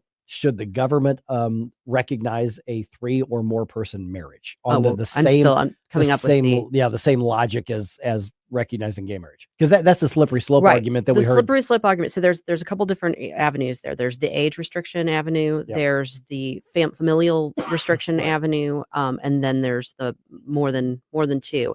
And it's been a while since I've done this mental exercise. But so basically, because it involves such a fundamental right, there's a strict scrutiny standard applied to it. And they say, having an age restriction passes muster. You can limit it based on, to basically for public policy reasons. You don't want minors being married off, and that sort of thing. So if you can show that the interest is sufficient enough, I don't know that you can make the case that it's sufficient enough for a multi-person relationship. I just don't know that there's that big of a push for it either. Right. Yeah. And it's, there are people who they get a lot of people watching them on social media. Sure. But I don't think there's a massive move for this. But that was part of the slippery slope argument that we heard, all those years ago. It is, and it's an important intellectual exercise to engage in if you want to approach this from a rational standpoint. I feel like I'm a veteran of the gay marriage wars, because back in the day, this was something that people argued about on political message boards for years and years and years and years and years. I think it's good to have those conversations, but I still think that the bottom line is this: why does the government need to give you a license to get married? Yeah. Yep. I see it as well. Interesting update here. The International Olympic Committee. Yeah. They have decided in a couple of years, the Olympics is going to go back to men competing against men and women competing against women. Mm-hmm. Radical. Crazy. Radical thought. Yeah. Kind of like back to the days where they were saying you can't have too much testosterone. If Right. Yeah. Okay. So it looks like, and I honestly, I lost interest in the Olympics a while back, but because we do Olympics every 2 years. Well, yeah, because we do the winter 1 year and then the summer 2 years later. So the Olympics that are coming up next year, whatever, are those winter or summer? I don't know. I don't care. Gosh, the last ones were in France. Those were winter Olympics, Okay, I think. so I think this- it's summer. Yeah. So it's No, apparently No, because gymnastics is summer. gymnastics is summer. Yes. And what's her face? Simone Biles. Simone Biles, who got the twisties. Yes. Wasn't that just in 20? That was because we were already on the air. Well, but that's 2022. Oh, yeah. 2024. I think it is summer. Okay. Sorry. So it's not fully the new. Apparently, they're going to announce the change in February. Mm-hmm. The Daily Mail is reporting that the IOC is basically phasing back to just gender reality. Mm-hmm. And by the 2028 Olympics, they will be back to men versus men, women versus women, regardless of how you dress or identify or whatever. You do you, but you compete with your biological sex. Precisely. So is there a bigger picture that says, okay, the momentum is going the right direction globally on this? Because the IOC, and the thing is that they could not explain away the dude in the boxing matches who was just cracking skulls of the poor women that had to fight him. Mm-hmm. Well, and that one was a weird case too, because that was actually, there's a genetic anomaly there, but because of the testosterone levels and stuff, that person qualifies as a biological male, but there is a genetic anomaly involved there, as I recall. Oh man. Yeah. So it's not just a matter of this person living life as a woman and not being one. Sorry. Going back to the marriage license things real quick. Stephanie says that she likes the idea of marriage license because of the genealogy thing. But besides that, I mean, it makes it easier for people to track like their, history and their ancestry, stuff like that. Oh, yeah. But going into this, did we ever find out? Because I heard that there was a leak of that boxer. I can't remember the name of the boxer, but the one that was like whooping butt left and right. That there was a leak of the medical reports. There was confirming that was indeed an individual that was not. He has an extra chromosome, or she, whatever, has an extra chromosome. And the reason that they would not qualify to compete as a female under these rules is because of the level, like the hormone levels and stuff. Genuinely, as I understand it, that person has lived their life as a female, not because they're trans, but because that's how they've lived their life. But there is a genetic anomaly there. Well, which highlighted the problem. Yeah. Well, and then because I took genetics classes in college and we learned a little bit about that. And that's sort of the unfortunate thing is a lot of the people they have this a little bit of an advantage over a natural born female, but they go their entire lives not knowing. And then same thing with if it was a man to female sort of thing. The only way to get around that, of course, is to test. But when you have people that are trying to hide trans athletes, then you can't test for that. So then you have instances where they're just kicking butt. And I think it makes sense to go back to what they're going to do. Right. Yep. So by 2028, though, that's when it should be back to some semblance of normal. Makes sense. Yeah. Now, what we should also be trying to normalize, though, is food drives and participation in them. The St. Louis County GOP food drive is going on right now. We are promoting it and we are actually involved with it. So there are a couple of different locations that you can find. Just go to NewsTalkSTL.com. It should be one of our rotating banners. You can find all the different locations. Please show up, drop off some food, and show people that they don't need to be as reliant as government for their food when they have a caring community. Hey, it's Ray. I'm your only true friend now. If you have a phone, you have a radio. Download the all-new News Talk STL app. Love the all-new NewsTalk STL app. And listen anytime, anywhere. Mike Ferguson here. Retirement should be a time you can relax. No more stress from work. But there's one thing you can't forget about when retiring. That's your money. Do you have enough saved to fund your income for life and keep up with inflation? How will you claim your Social Security benefits? And what about long-term care? The ClearPath Wealth Management Group at Streiff is here to help answer all of these questions. You can hear their latest views on the markets and investing during On the Money, hosted by Streiff financial advisors Bob Stockdale and Eric Robert, every Saturday morning at 9, right here on News Talk STL. They can help you get organized, guide you through critical retirement decisions, and create an investment portfolio designed around your needs. To schedule your free retirement plan consultation, go to clearpathinvesting.com. That's clearpathinvesting.com. Or call 636-695-2650, 636-695-2650. Streiff Nicholas and Company Incorporated, member SIPC and NYSE. This holiday season, help Feed My People fill the shelves. News Talk STL and the STL County GOP are partnering for an annual food drive, November 10th through December 21st. Drop off your non-perishable food donations at all Bartolino's restaurants, all Chris's Pancakes and dining locations, and all 3 Michael's flooring outlets, or at the News Talk STL studios. Hey, it's Susie Moore, and together we can make a difference for families in need. Visit NewsTalkSTL.com for complete drop-off locations. This hour of Mike Ferguson in the Morning is brought to you by Streiff. Request a portfolio review from your Streiff financial advisor at Streiff.com. That's STIFEL.com.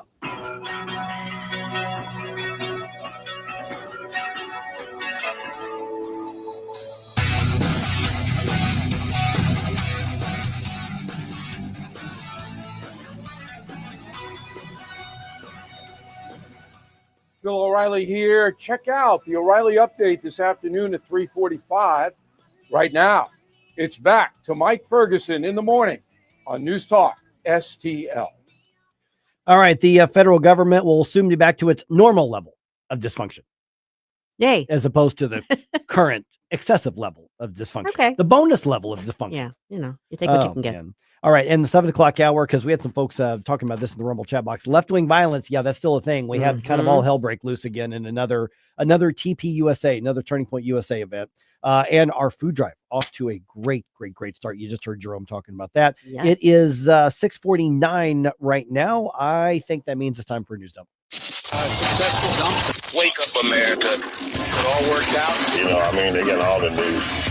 The Morning News Dump. All right. The Senate votes to end the longest running government shutdown in U.S. history. This update from correspondent Bernie Bennett. On this vote, the ayes are 60, the nays are 40. The bill as amended is passed. The shutdown could last a few more days as members of the House, which has been in recess since mid-September, return to Washington to vote on the legislation. President Donald Trump has signaled support for the bill, saying Monday that, quote, we're going to be opening our country very quickly. The Senate voted 47-53 along party lines not to extend Affordable Health Care Act subsidies for a year. Majority Republicans allowed the vote as part of a separate deal with Democrats to speed up votes and send the legislation to the House. Bernie Bennett, Washington. Okay, and so once again, the House has to clear that as well. I suspect that'll be this week. Yeah, I think so too. I mean, Mike Johnson has been very adamant all week long that we think they're going to do this. If they're going to do this, we're going to vote this week. Yeah. He hasn't said specifically when. The thought is it's going to be Wednesday. That also is dependent, of course, on them getting all of their members back in DC, which hopefully they're managing to do. Yeah. All right. Boeing increases the ratification bonus offer for striking employees, and this is in their latest offer. The company is now offering $6,000 ratification bonus for each employee, saying that is based on feedback from the union members who have been on strike since August 4th. The increased bonus takes the place of stock offerings that were made in an offer the previous offer. The company has already hired some replacement workers, and they called them permanent replacement workers, but it is offering to guarantee that all striking International Association of Machinist workers will get their jobs back if they return by November 17th. And they made it very clear that part of the offer is not forever. No.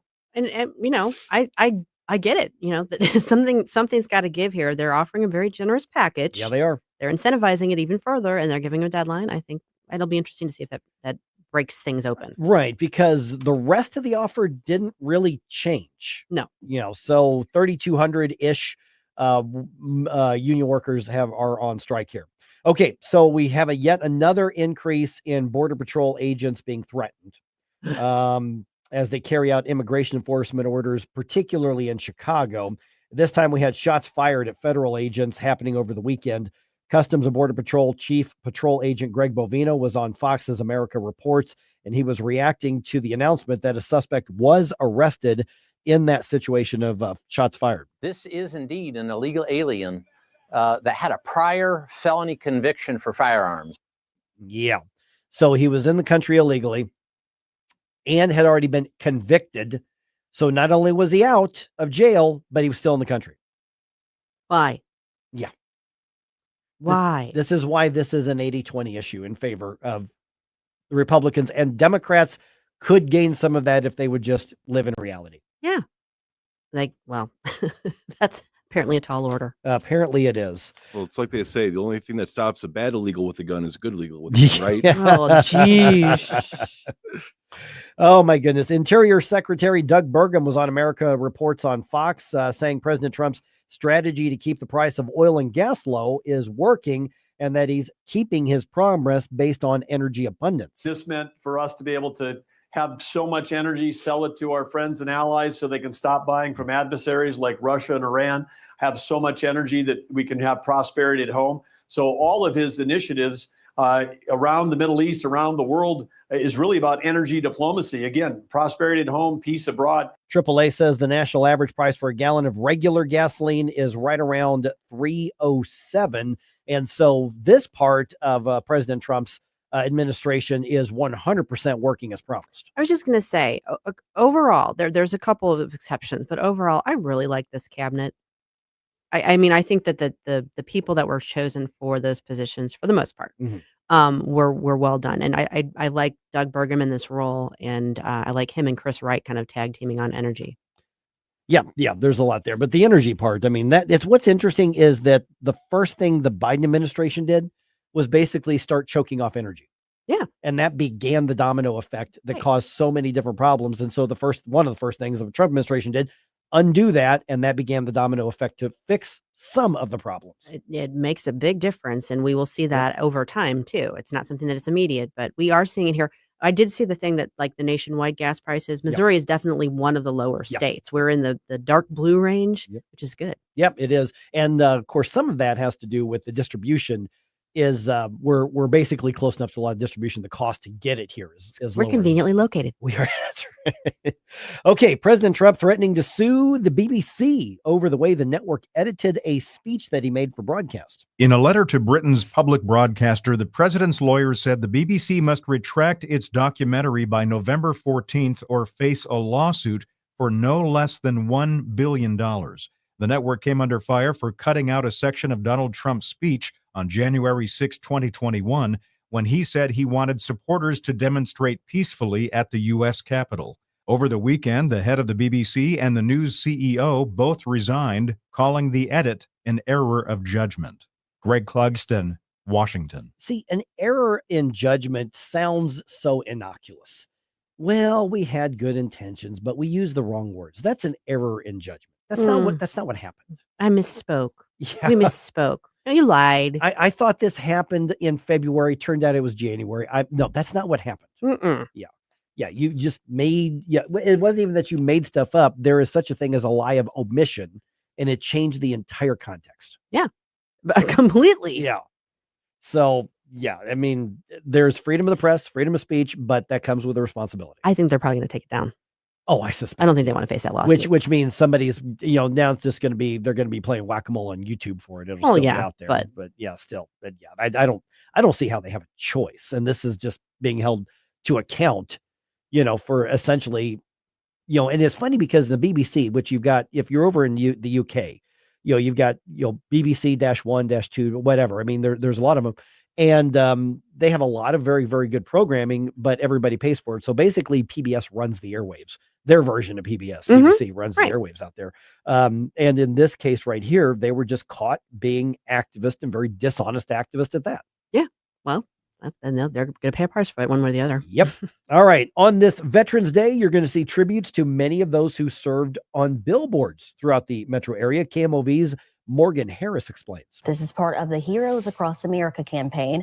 They'll be displaying images of veterans on 19 digital billboards around St. Louis, from St. Charles County to the Metro East. You'll see them on many of the major interstates through Friday. And Lamar Advertising is coordinating the displays. So while you're seeing, billboard ads for whatever, at some point they're going to pop up and you're going to see thank you to, and there's going to be a serviceman or man or woman who is thanked, and they're right here in the St. Louis area.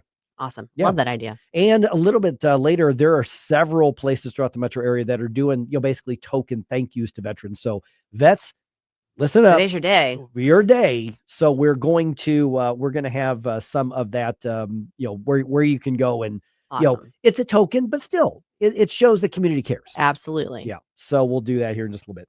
Okay. The Blues are back at home tonight. They host the Flames at Enterprise. Puck drops at 7:00. Okay. Blues are 5-8-3. Calgary is 4-11-2. So Calgary actually has a worse record than the Blues. Battle of the losing teams.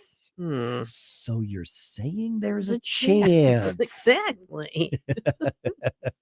There's a chance. Slim chance. There's a chance. Maybe. Yeah. So, and FanDuel. Blues. Yeah. Let's go Blues. That's right. FanDuel and the Blues app is where you'll see that game if you want to see that game.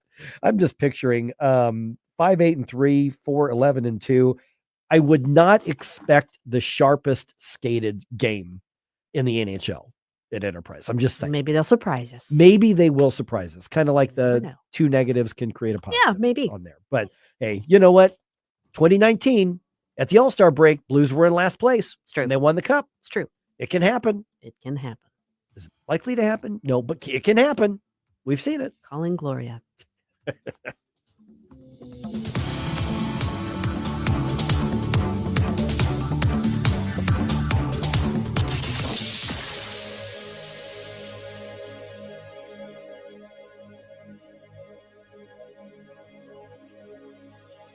Colombo here for my friends at Bluff City Outdoors in Alton. The knowledgeable staff at Bluff City has served the St. Louis outdoor community for decades, and they can take care of all your bow hunting needs, all your trapping needs, all your fishing needs, and more.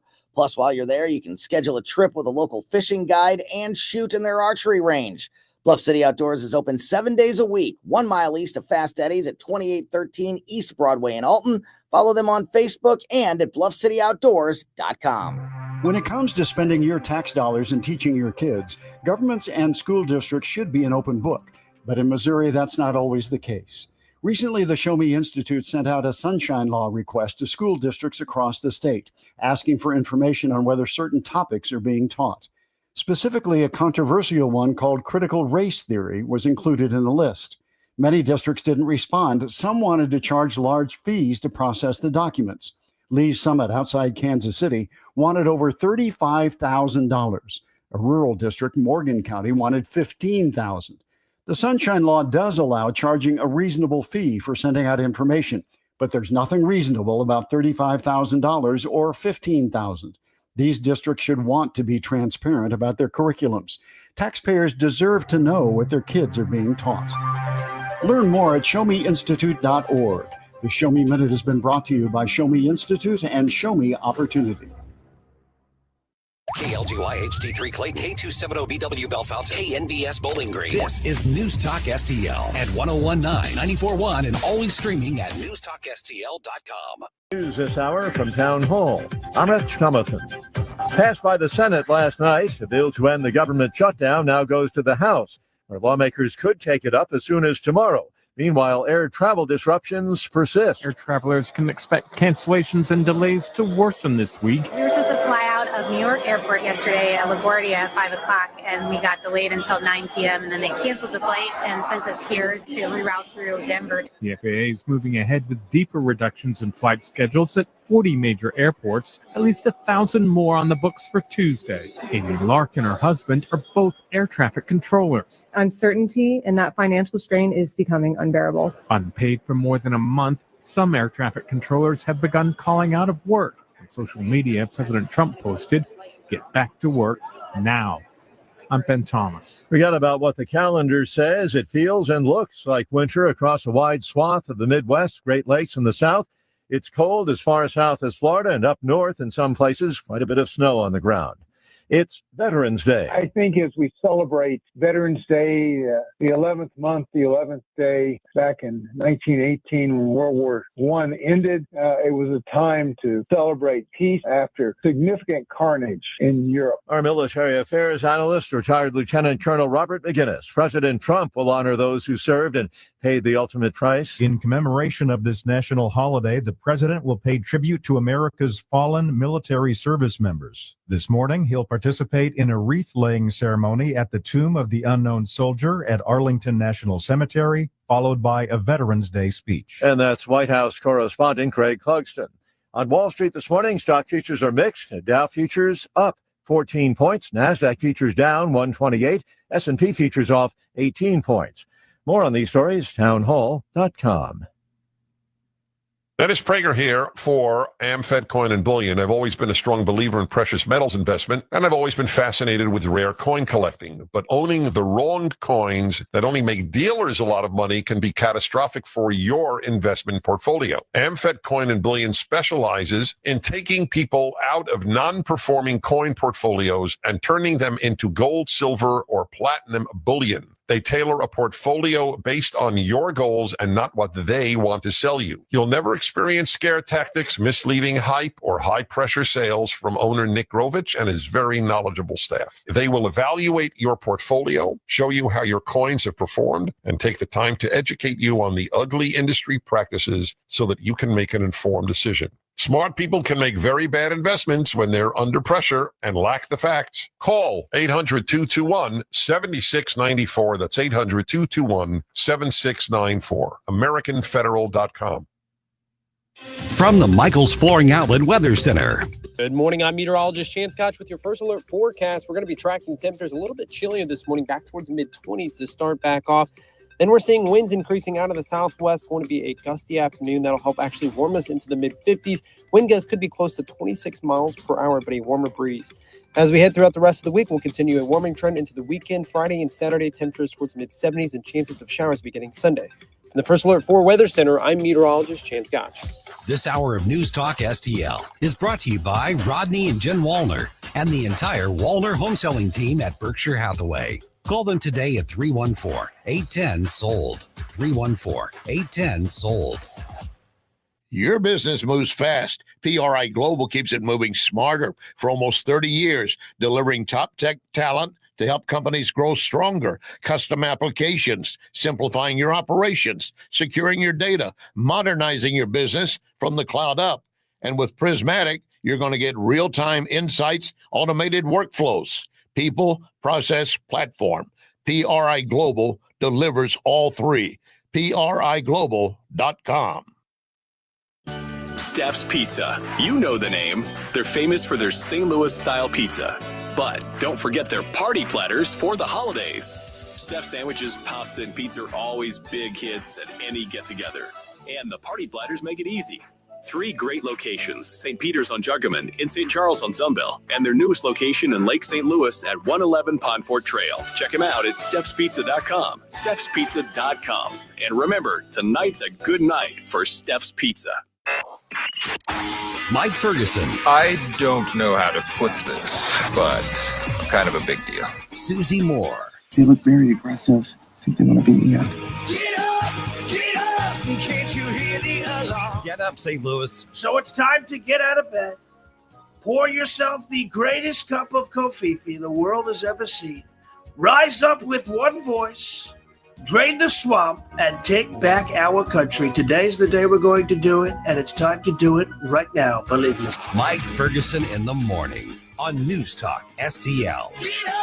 Get up, this is your cousin.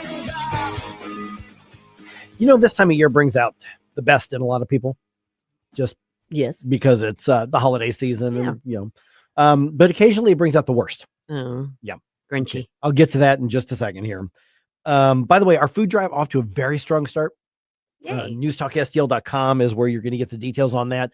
I'm telling you, yesterday after our show was over, I'm just kind of sitting there in my desk area, working on today's show, just sitting there, just doing my thing.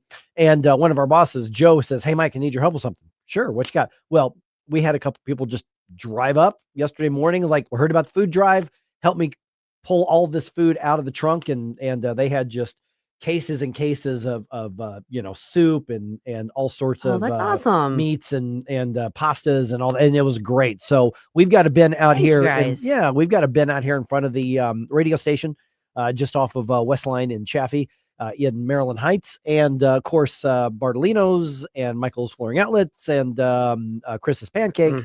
So you go to any of those locations and you can drop off the non-perishable food drives. It's all going to help feed my people's ministry here in St. Louis. This is News Talk STL. This is the St. Louis County GOP Central Committee working together. It has nothing to do with politics. No. And so again, I'm going to put the challenge out there.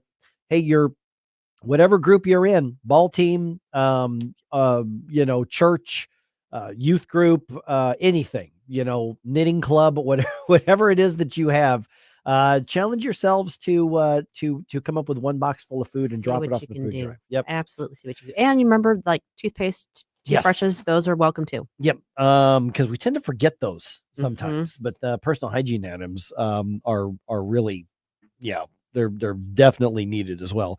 Okay, who steals from a church, especially in the holidays? Yeah, losers, demons. I saw this on Channel 2's website. This is nuts. Okay, so the St. Luke Missionary Baptist Church in the city, they've got a pantry, and they've been basically helping people in a rough area, economically depressed area, for a long time. So I thought the church had been around longer than that. It's actually been here since 1985. Okay. So it's a very 40 well-established years. church. Yeah, that's a long time. But they've been hit 3 times with break-ins and thefts, cleaning out their pantries. So the stuff that goes to those in need in the urban core, thieves have hit them 3 times, and now they got cleaned out. I'm sure the thieves would justify it by saying they're in need. Yeah. Well, wait till they open up and they'll give you something. I know. Oh, that just makes me so mad. Yeah. So I'm looking at Channel 2's story on this. And one thing that jumped out at me, church officials, I'm just reading the story. Church officials say thieves stole food and left the church with shelves nearly empty just days before they planned to feed families for Thanksgiving. And get this next paragraph, though. Quoting, "My first thought was, I hope it's somebody who needs it," says Carlton McKinney Jr. at St. Luke Memorial Missionary Baptist Church. That's a better mindset than I would have. No, but I know exactly what he means. Yeah, I do too. I hope it's someone who needs it for themselves and isn't just taking it so they can turn around and sell it. Yeah. So maybe a little optimistic. It's definitely the right thing to say. Which is why I don't work in ministry, because I do not have that kind of gracious attitude. It is a gracious attitude, but even so, you don't steal it. Doesn't work that way. $4,000 worth of food and supplies were stolen. They are probably not going to find who did it. No.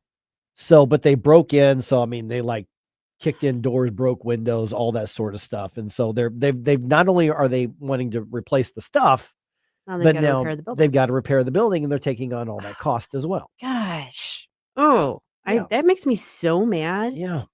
I just want to find whoever did that and just like string them up by their toenails. Yeah. Yeah. I mean, I don't mean to be too like unchristian, but I hope whoever stole it walks around barefoot and steps on Legos. I think that's fair. Yeah. I think like a lot of them with the pointy Lego edges. justice is mine, saith the Lord, right? Right. Yeah. But I mean, and no, I hope they're attacked by a huge pang of massive guilt and it prompts them to turn their lives around like Saul on the road to Damascus. yeah. And That's what I hope. Darn it. And here's the thing. It's why, if you're going to steal something and you're going to steal all this food, why target the church? Well, probably because it's easy access. It's easy access. They probably don't, I don't know what kind of security they've got, and it's a church in the urban core, which means that they probably don't have fancy cameras and all that kind of stuff. You're not even going to break into like the Dollar General because there's cameras everywhere. So they go and target a church. It's just low life. Yeah. Yeah. Really, really is. Yeah. Oh my goodness. So that's where some of the worst is. And so my guess is that some of the best then will follow. And around St. Louis, I have a feeling that there's probably going to be, some people try to step up and help. I think so. Yeah. It's the right thing to do. Yeah. I mean, same thing we're doing, in St. Louis County and Jefferson County. They'll do that there as well. But good God, I'm trying to picture. I mean, I because I'm not a criminal, I'm having a little trouble getting into the mindset, like trying to understand what they're seeing when they do that. I mean, but I'm trying to think, all right, hey, Jerome, I really want that turkey. They've got that food there. Hey, this church has got it. Let's kick in the door of the church. Let's go. Great idea, Mike. I like the raspy voices, the bad guy voices. Yeah. Like you said, you could show up during their regular operating hours and get the food for free. Yeah. You could do that without damaging the property. You could do that without being a low-life scumbag. You're choosing not to do that. So given the amount that is being reported in losses and being the fact it was not strictly food, but some so-called supplies, I couldn't see in the article. And given the fact that I have at one point been at a point where it was me and the other people in the community that needed to be able to line up, I don't want to be too doom and gloom, but I'm going to go on a limb and say that this is not somebody that probably frequently goes to that area to get assistance. And it's not somebody that's probably, if you are at a point where you're reliant very much on the charity and goodwill and food banks of others, then you understand here are the times where it's open and closed, and you understand the importance of being respectful of those establishments because they feed you and the people in your situation around you. I don't want to, again, be too doom and gloom, but I have seen and heard stories from people where they don't really, they do it just for the thrill of doing it. Yeah. And they bust in there and they say, oh, well, here's something I could probably sell to the pawn shop, or here's something I could sell to a buddy of mine. And then we need to cover our tracks. So let's just grab some food, because then they'll think it's one of the people of the one of the starving people or hungry people doing it. And unfortunately, that's just the sad reality of the world we live in. Too bad they didn't stumble across the thing of holy water and get burned. Yes. I'm going to go out on a limb and think the people that did this haven't spent enough time in a church. Yeah, that's a safe assumption right there. Okay, today's Veterans Day. It is. There are a lot of businesses around the St. Louis area that are offering thank yous to the veterans today. So I got a long list here. Oh, right. Let's run through a couple of them here. Okay. Dunkin' Donuts.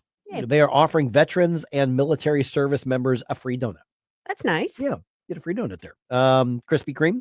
Veterans and military service members offered a free donut and a hot or iced coffee as well. And you may say this is all. Listen, it's a token. It's a thank you. I'm not saying it. You don't sign up to serve. Day. Yeah, you should get honored in some way. That's okay. Free donuts, free coffee. Yeah, exactly. Let's see here. Olive Garden. They are offering veterans a free dinner from a special menu, and that includes the breadsticks, the salad, and the choice pasta. Hey, that's pretty good. That is. I'm saying veterans, go take advantage of it. What you should be able to do is like start in the morning and just make the rounds, and you can be stuffed Map out by your the end of the day. Map out your day to eat for free all day and be thanked. And that sounds like a good way to do it. I'm not mad at you for doing it. You're no, absolutely not. Lion's Choice, but I don't know what you. Oh, come on now, Mike. What's their offer? Free original sandwich. Hey, that's good. Show your military ID. Free original sandwich. They have turkey sandwiches too. They do that, and that's when that is when Lion's Choice is thrust upon me by my wife because she loves Mhm. line choice. I just do the turkey. Yeah, I love your And then I wife. put the She's a smart woman. She is. I just do the barbecue sauce on it. Yeah, Right there. See? So we'll go throughout the morning here and we'll list a few of those throughout the day. A couple different news stories. I found this one on Channel 4. They've got a list. There's a lot of them. We won't get to all of them today. But, is it a token? Yeah, it's just a token. But, that's part of the businesses and part of the community's way of just saying thank you. Well, I think it's a great way to say thank Yep, you. yep. And I think if I were a veteran, I would be taking full advantage of it. And proudly so. Absolutely. As they should, without a doubt. Agreed. Leftist extremism is rearing its ugly head. We saw more of that just recently. We're going to talk about that when we come back at 7:20.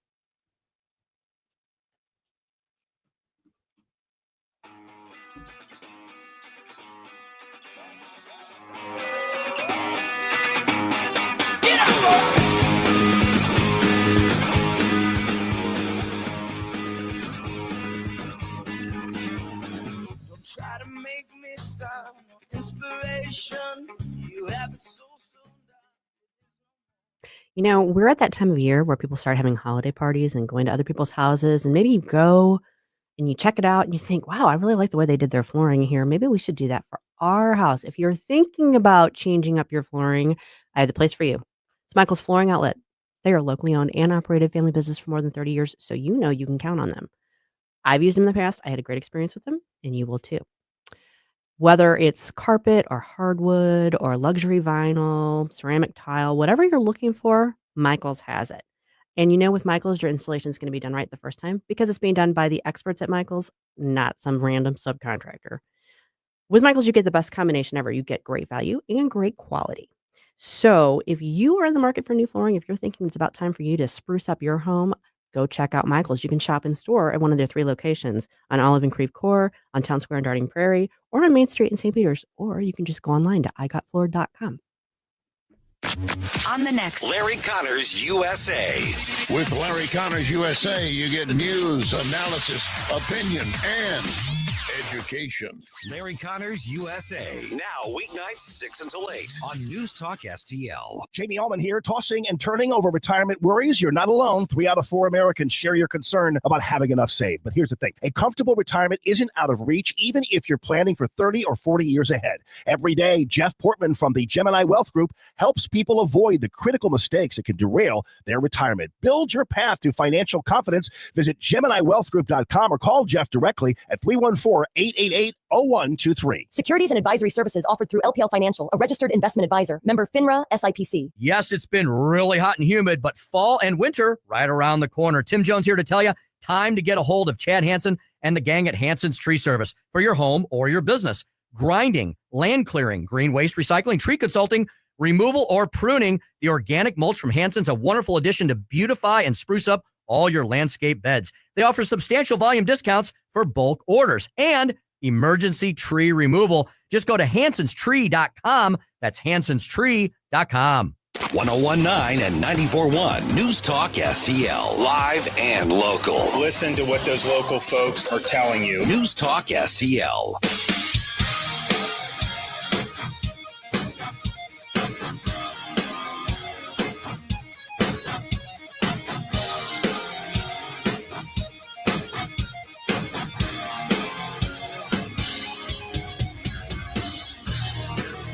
Hey folks, Jamie Allman here, waiting for you for the 3 Martini Lunch, the Common Sense Radio, the Allman Report on News Talk STL. Now back to Mike Ferguson in the morning. All right, left-wing violence continues. This time, I should say again, at Berkeley. This happened again. Berkeley. Yeah. By the way, good thing we have a clearinghouse of all things conservative. Oh, yeah, we do. Yes, we do. So, Susie, what is hot on RedState.com? Well. Yeah, just go ahead. Yeah. Well, let me tell you what's hot on RedState.com. We do have an article up about what's going on in Berkeley. But I also wanted to highlight this, since it's Veterans Day. We've got an article up about a 102-year-old veteran who's making his big screen debut in a new Christmas movie that celebrates the military. Wow. It's a movie called The Christmas Ring. It's in theaters. It's coming out in theaters. And they wanted extras. They wanted military members to be extras. And this 102-year-old World War II veteran showed up for it and became like this star. He actually has like a more than just a, passing by. He actually interacts with the star of the movie now. And in it, his name, I lost his name here. Anyway, Mr. Daniels, I know it's Daniels is his last name. Anyway, it's a really great story. This one was written by Katie Jerkovich. Want you to check that one out. We also have a great piece up by Shipwrecked Crew, also known as Bill Shipley, who I've had on as a guest before here on the air. It's called Federal Judges' Rapid Fire Rulings Against Trump Administration Are Unlike Anything Seen Before. What he does is run down particularly 4 different cases and show the speed with which these federal district judges, which normally do not move that quickly, have moved in an effort to thwart the Trump administration. It's great piece, so check that one out as well. Last one I want to point out is one by Bob Hogue. Florida AG Youthmeyer is coming hard after JP Morgan Chase over insidious efforts to debank conservatives. This is a big deal. Man, So we thought check that out. We thought the debanking thing had run its course, but apparently not. Well, I think this is maybe the fallout. This is maybe the after effect. So I don't know if this is ongoing, but they are probing what happened with some of these debanking instances, and they're putting some heat on them. Well, because a version of that happened to our own Paul Kurtman. Remember a few years ago? I remember. The event. With him, with the Donald Trump Jr. event, and Bill Eigel. Him and Bill Eigel had that event. Yep. And, that was a last minute thing, and that jacked up the whole thing, and they had to change the date. It was really a mess. Was a big deal with Chase. We wrote about that at RedState even then. Yep, exactly. So, okay. So, Turning Point USA goes to Berkeley. Now, that when you go to Berkeley, you're going to have a whole lot of people who disagree with you. That's the whole point. That's the point. That's where the free speech movement was really, was the genesis of it. Bottom line is Antifa does not want people exploring ideas. No. How ugly did this get? You mentioned there's an article on this on RedState right now, actually, which There is where is. I found out what had happened was on redstate.com. How ugly did this get? Pretty ugly. Jennifer O'Connell wrote that one up, and they attacked the attendees pretty brutally. It looks like there was all kinds of video of it. It was kind of coming out later in the evening last night, and I'd been watching the Senate all day, so I didn't dial in and look at all the videos. But they really got very, very aggressive with these attendees, and it was not pretty. No.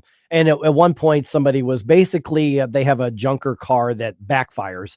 And so they were intentionally backfiring, which made everybody think the shots were being fired.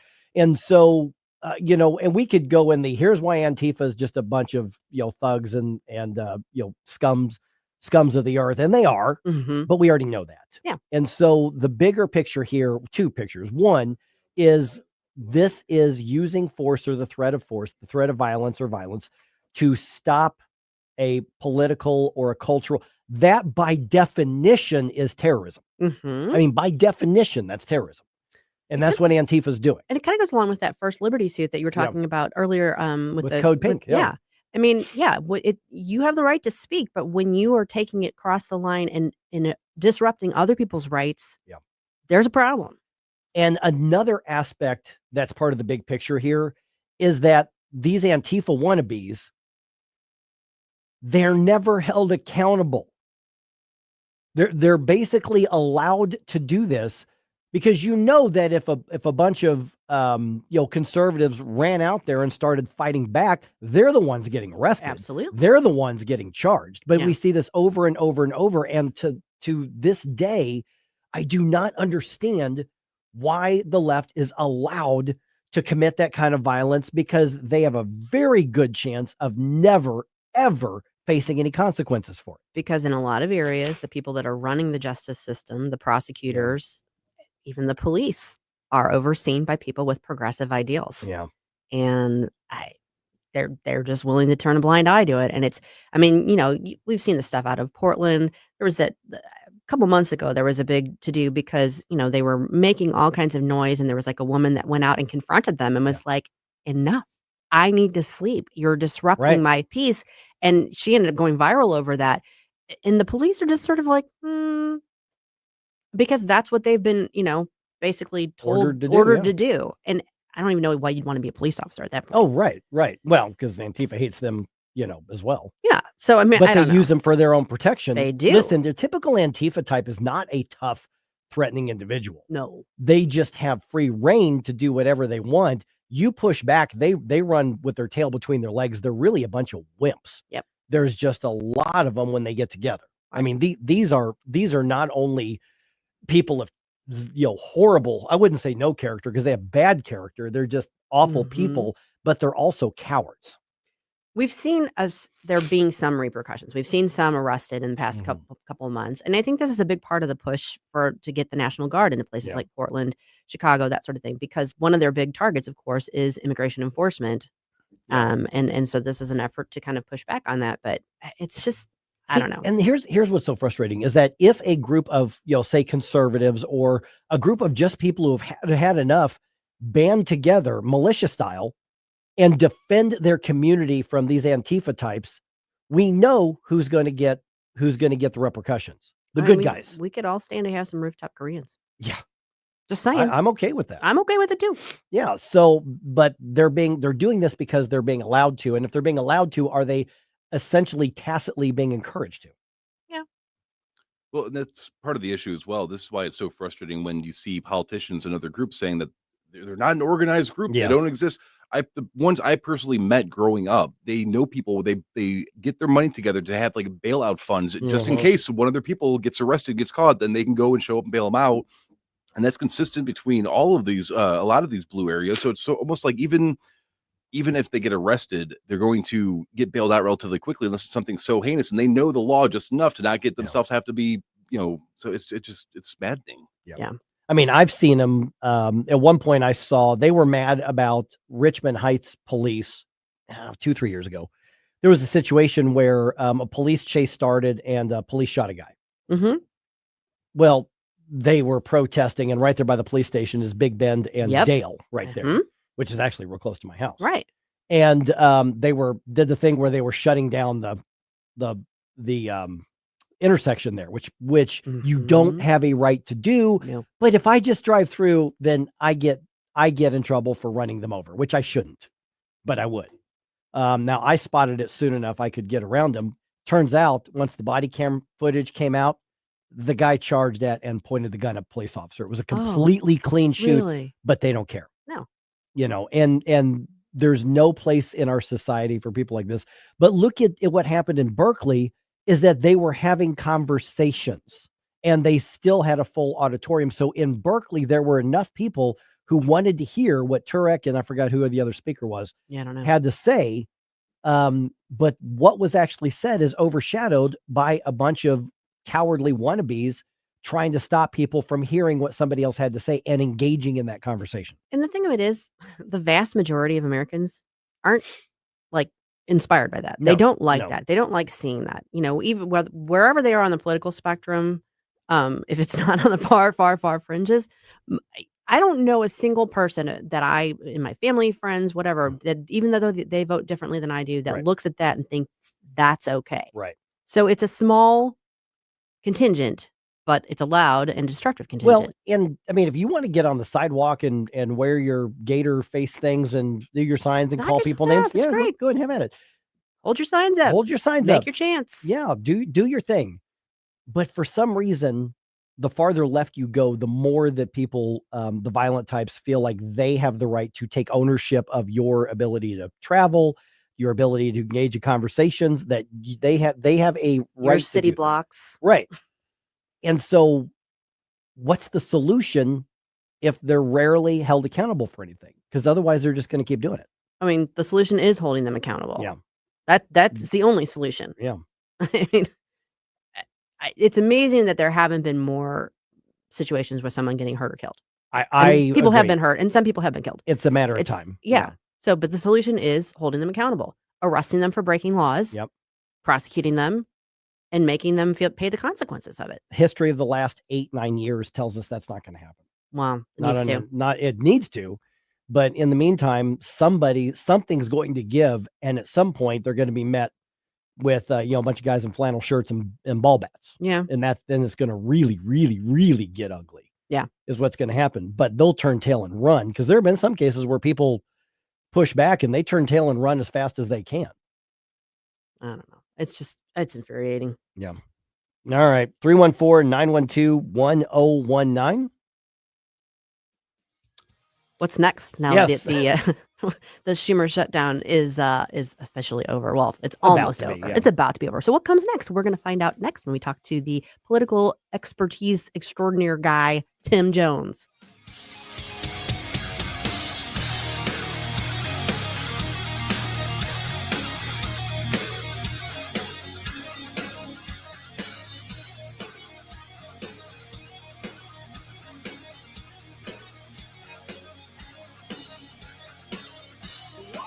From the Michaels Flooring Outlet Weather Center. Good morning. I'm meteorologist Chance Koch with your first alert forecast. We're going to be tracking temperatures a little bit chillier this morning, back towards the mid-20s to start back off. Then we're seeing winds increasing out of the southwest. Going to be a gusty afternoon. That'll help actually warm us into the mid-50s. Wind gusts could be close to 26 miles per hour, but a warmer breeze. As we head throughout the rest of the week, we'll continue a warming trend into the weekend. Friday and Saturday, temperatures towards mid-70s and chances of showers beginning Sunday. In the First Alert 4 Weather Center, I'm meteorologist Chance Koch. Make this holiday season extra special with Anthony's Produce. Stock up on seasoned firewood for cozy nights by the fire. Order custom fruit and vegetable trays perfect for your Thanksgiving table. And don't forget about our hand-dipped chocolate-covered strawberries and beautiful fruit bouquets. Open 7 days a week, 7 a.m. to 5 p.m. with pickup and delivery available. 701 Jungerman Road in St. Peters. Call 636-936-0496 or order online at anthonysproduce.com. Larry Connor's Commentary, brought to you by Vincent's Jewelers, offering a wide selection of jewelry, including lab-grown diamonds, affordable earrings, bracelets, necklaces, and rings, up to 75% off their natural counterparts. Visit vincentsjewelers.com. This is Larry Connor's Commentary on News Talk STL. Chucky Schumer played a game on the American public just for his political gain, his political protection. He was willing to hold Americans hostage. But as I predicted, what he gets in the end is exactly what we could have gotten 2-3 weeks ago. But he was wanting the American people to suffer, thinking that would still give him a win. He did not miss a paycheck, lose any government benefits. Now we have a deal, same he could have had, but we're a little closer to Thanksgiving. Could be a lot of chaos. You might be still stuck in an airport, on a plane, missing family. Chuck will be sitting down having a second helping of pumpkin pie. I'm reminded of the story of a 50-year-old man who had a heart transplant, was in need of one. Doctor said, you're in luck. We have, due to sad tragedy, the heart of a 20-year-old killed in a crash. And we also have the heart of a 74-year-old U.S. senator. Now, we let you make the decision. We know what we think you want, but you get to make the decision. He said, who's the senator? That would be Chuck Schumer. The guy said, I'll take his heart. His? Why? His heart hasn't been used in years. Get more Larry Connors on Larry Connors USA. Tonight at 6 on News Talk STL. Connor Roofing. You can count on Connor. Connor Roofing is now a 2-time winner of the National Best of the Best Award for customer satisfaction for roofing, storm damage restoration, siding, gutters, both residential and commercial. Please visit ConnorRoofing.com for an estimate. And remember, you can count on Connor. I remember my son was going to grow up without a father. I didn't think someone at 23 could be diagnosed with breast cancer. I was probably the healthiest I had been in my life. Early detection of a melanoma saved my life. I survived testicular cancer because of early detection. I survived cancer not once, but twice because of early detection. Hi, I'm Congressman Bob Onder. Early detection equals better outcomes. Learn what routine cancer screenings you need and book your doctor's appointment today. This message brought to you by the National Association of Broadcasters and this station. Here's a great way to save money on your prescription medications. If you take Viagra or Cialis, we can give you a way to pay as little as $2 a pill. Compare that to prices as high as $60 per tablet. These pills work for men and women to improve their sexual performance. And now for the price of 2 or 3 pills, you can get nearly 100. There's no need to pay expensive prices for Viagra or Cialis. Call now with your prescription and pay as little as $2 a pill. We offer 24/7 service and always free delivery and confidential packaging. Change your life for the better and have fun. Call Pharmacy Shop 24/7 to get generic versions of Viagra or Cialis for as little as $2 a pill, plus free discreet shipping. 800-631-2030. 800-631-2030. 800-631-2030. That's 800-631-2030. May God bless our great veterans. Thank you for your service. Thank you so much. Thank you for your service. Honoring those that are serving our country. It's a time to celebrate our freedom because of the veterans. Honoring all who serve. Which they so deserve. News Talk STL.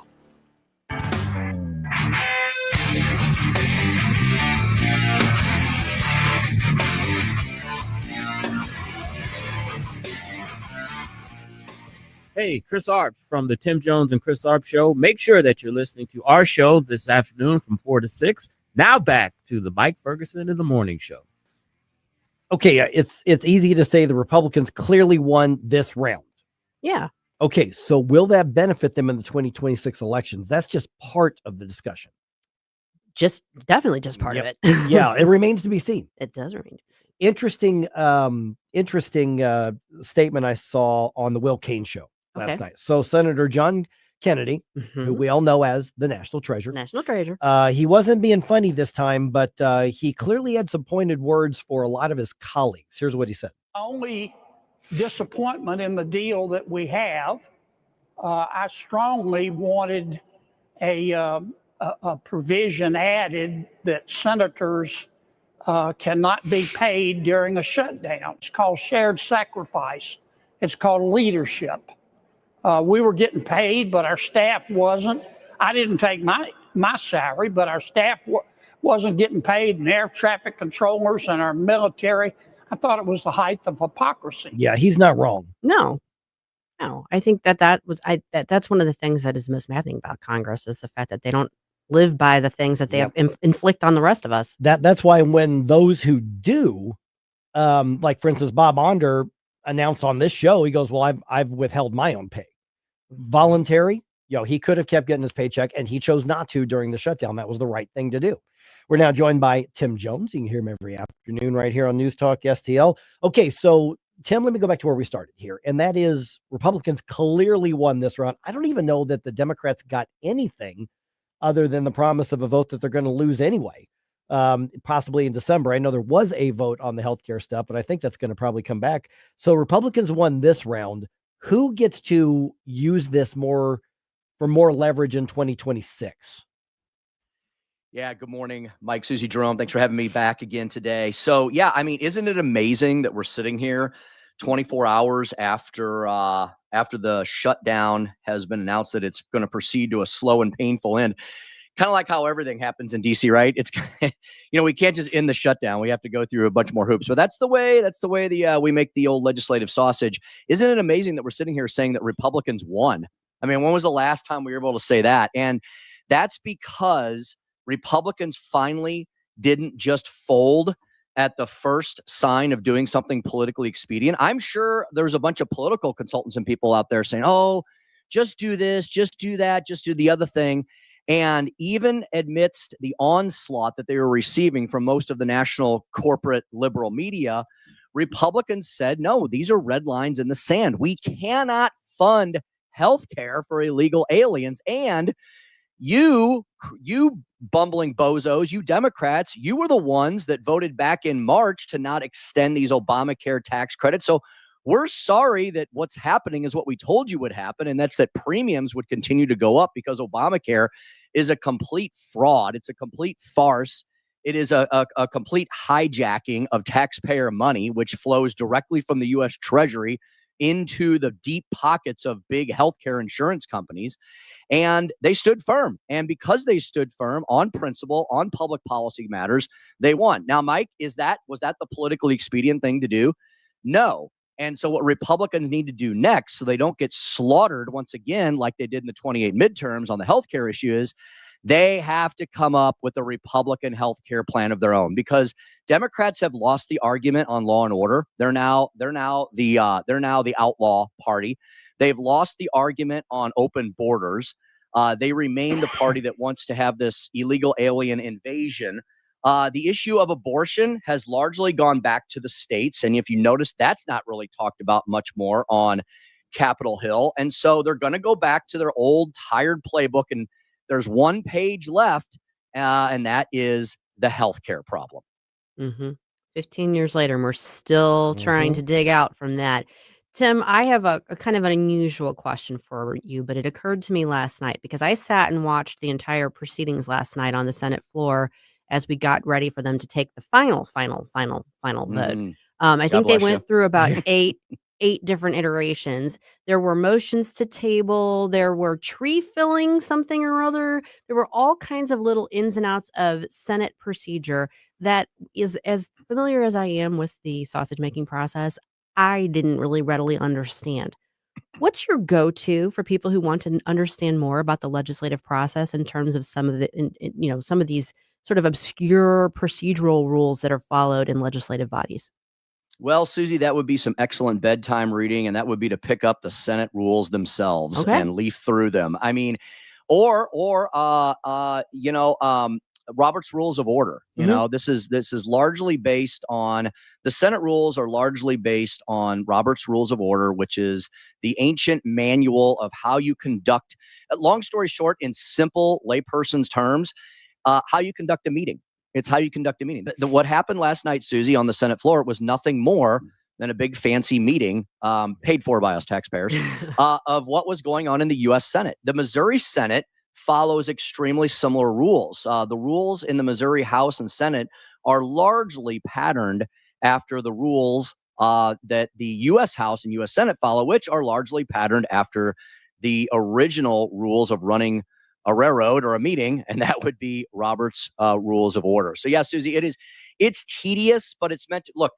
Our system is complex and cumbersome and complicated and tedious and messy, but it's honestly the best system of representative democracy that we have yet seen on planet Earth. Yeah, and the nuance gets lost on a lot of people. People sometimes forget that politics is supposed to be hard to get stuff done. That's kind of the point. I don't want a government that can just on a whim declare something and then implement it without that sort of cooling saucer that the Senate is supposed to be. So there's actually a purpose for that, even when it's really, really frustrating. And of course, now you mentioned the messaging the Republicans have to do because the word of the day is affordability, and the Democrats have an emotional appeal. And I think they want to lose this vote. Because they can say those dastardly Republicans are taking away your health care, right?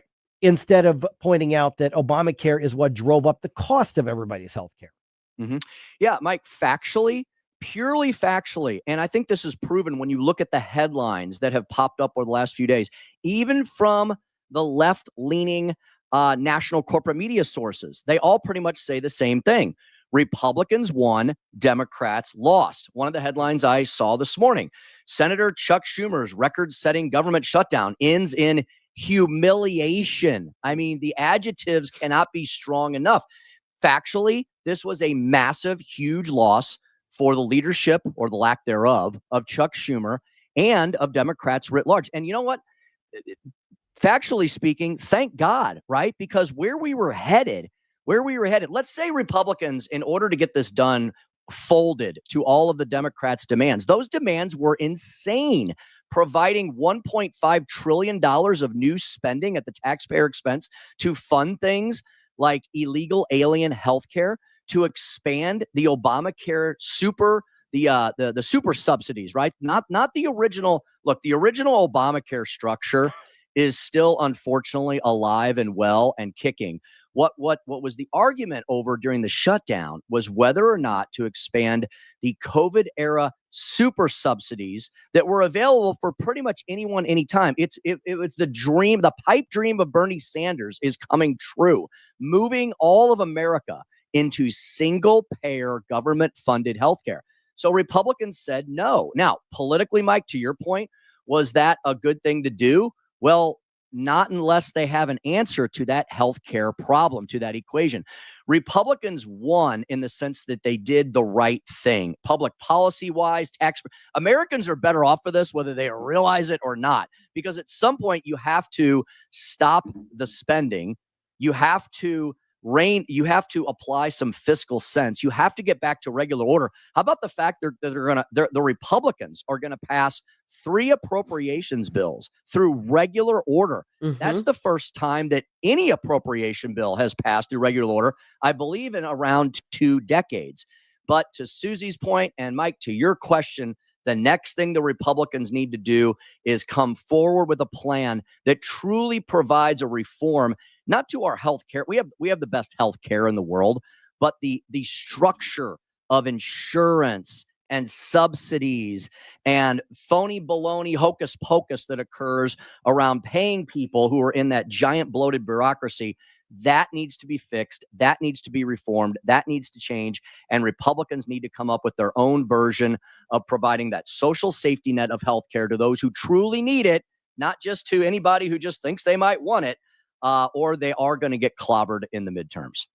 Tim, I know there's no way for us to know for sure, but what do you think Chuck Schumer really expected to come of this? Was this, did he expect the Republicans to cave, do you think, or did he just not care and just was going to inflict whatever damage he could, ahead of the elections last week and running into the midterms? Susie has a great question, and I've thought about it a lot, and I honestly think he was just hoping something would happen on a wing and a prayer, because outsider looking in, but as someone who has been in and around legislative processes now, I hate to admit, for over 20 years, I picked up on a thing or two every once in a while. And one of the old adages that is stuck in my head from former Senator, now Congressman Bob Onder, who served in our Missouri State Senate and engaged and fought against plenty of filibusters on that Senate floor. Bob would always tell me, Tim, before you even think about engaging in a filibuster, you better know exactly, or you better know generally where you want to end up at the end. And I don't think Chuck Schumer followed that maxim. I don't think he had an end game. I think he was just hoping that something would happen. Yeah. That the media would save him, or public sentiment would turn so viciously against Republicans, which it never really did. Despite the best efforts of some of his media allies, it never got so lopsided that Republicans felt they had to give in. And thank goodness they held the line. There will be no health care for illegal aliens. And, I know people have difference of opinions over this. Chris and I actually disagreed about this yesterday. I don't think they're going to extend in the purest sense of the word. I don't think they're going to extend the COVID era Obamacare super subsidies, because the one thing we've learned through this shutdown is how bad and how much of a failure Obamacare is. Now, they might come up with some new, I'm not saying they're going to do nothing. They'll come up with some form of new healthcare option, but Republicans have been telling the American people that they were going to pull back, dismantle Obamacare now for over 15 years, and they've failed to do it. And what's happened is it's gotten to be a Frankenstein monster, almost completely and utterly out of control. And that's exactly what Bernie Sanders wants. Bernie Sanders wants private health insurance to become so burdensome and expensive that we all say, oh, government, come in and please help us. And then we are all moved over to some communist Soviet era single payer broken healthcare plan. All right. Tim Jones, hear him every afternoon with Chris Harps. And I'm sure that we'll have a better timeline for when the House is going to take care of things. So I suspect this will be front and center this afternoon with all the updates. Yeah, Mike, the plan from Speaker Johnson, who has been a masterful communicator through all of this, with his tenacity and his fortitude and his just common sense attitude, he intends to get this done this week. He doesn't want any grass to grow under their feet at this point in time. The legislators are back in Washington, D.C., and they want to tie this up in a big giant bow and have it done well before the Thanksgiving holidays kick in so we can get back to regular order. Thanks, Tim. Thanks, gang. Speaking of getting back to regular order, we have an amazing food drive that we are running right now. And because it's going to take a little bit of time after the government reopens to get things like the kinks out, there's going to be a little bit of a ripple effect. It might still hurt some folks, but you can do your part by going to our website, NewsTalkSTL.com, checking out all the amazing locations where you can drop off food and help keep people's lives back in order. License number E2014A. Hey, it's good to see you. Lights flickering? Chrysler can fix it. Breaker keeps tripping? That's a Chrysler job. Outlet not working? Chrysler makes it right. Old wiring need a rewire? Grasser rewires with care. From little fixes to major fixes, we treat your home like our own. Treat? Did you say treat? Woof. Green is always Grasser at GrasserHomeservices.com. Is diabetes keeping you from enjoying life's special moments? At US Med, we understand the challenges you face, and we're here to help. With US Med, I can finally manage my diabetes without it managing me. US Med offers a wide range of services to simplify your diabetes care. Personalized care plans, convenient access to cutting-edge diabetes tech, and knowledgeable support. Plus, we'll check your insurance so your diabetes care may be covered at little or no cost to you. With US Med, I feel confident and control of my diabetes. I can finally live my life to the fullest. Don't let diabetes hold you back. Choose US Med and experience better birthdays, better adventures, better anniversaries, and better everything. Call now. US Med. Better service, better care. 800-515-2380. 800-515-2380. 800-515-2380. That's 800-515-2380.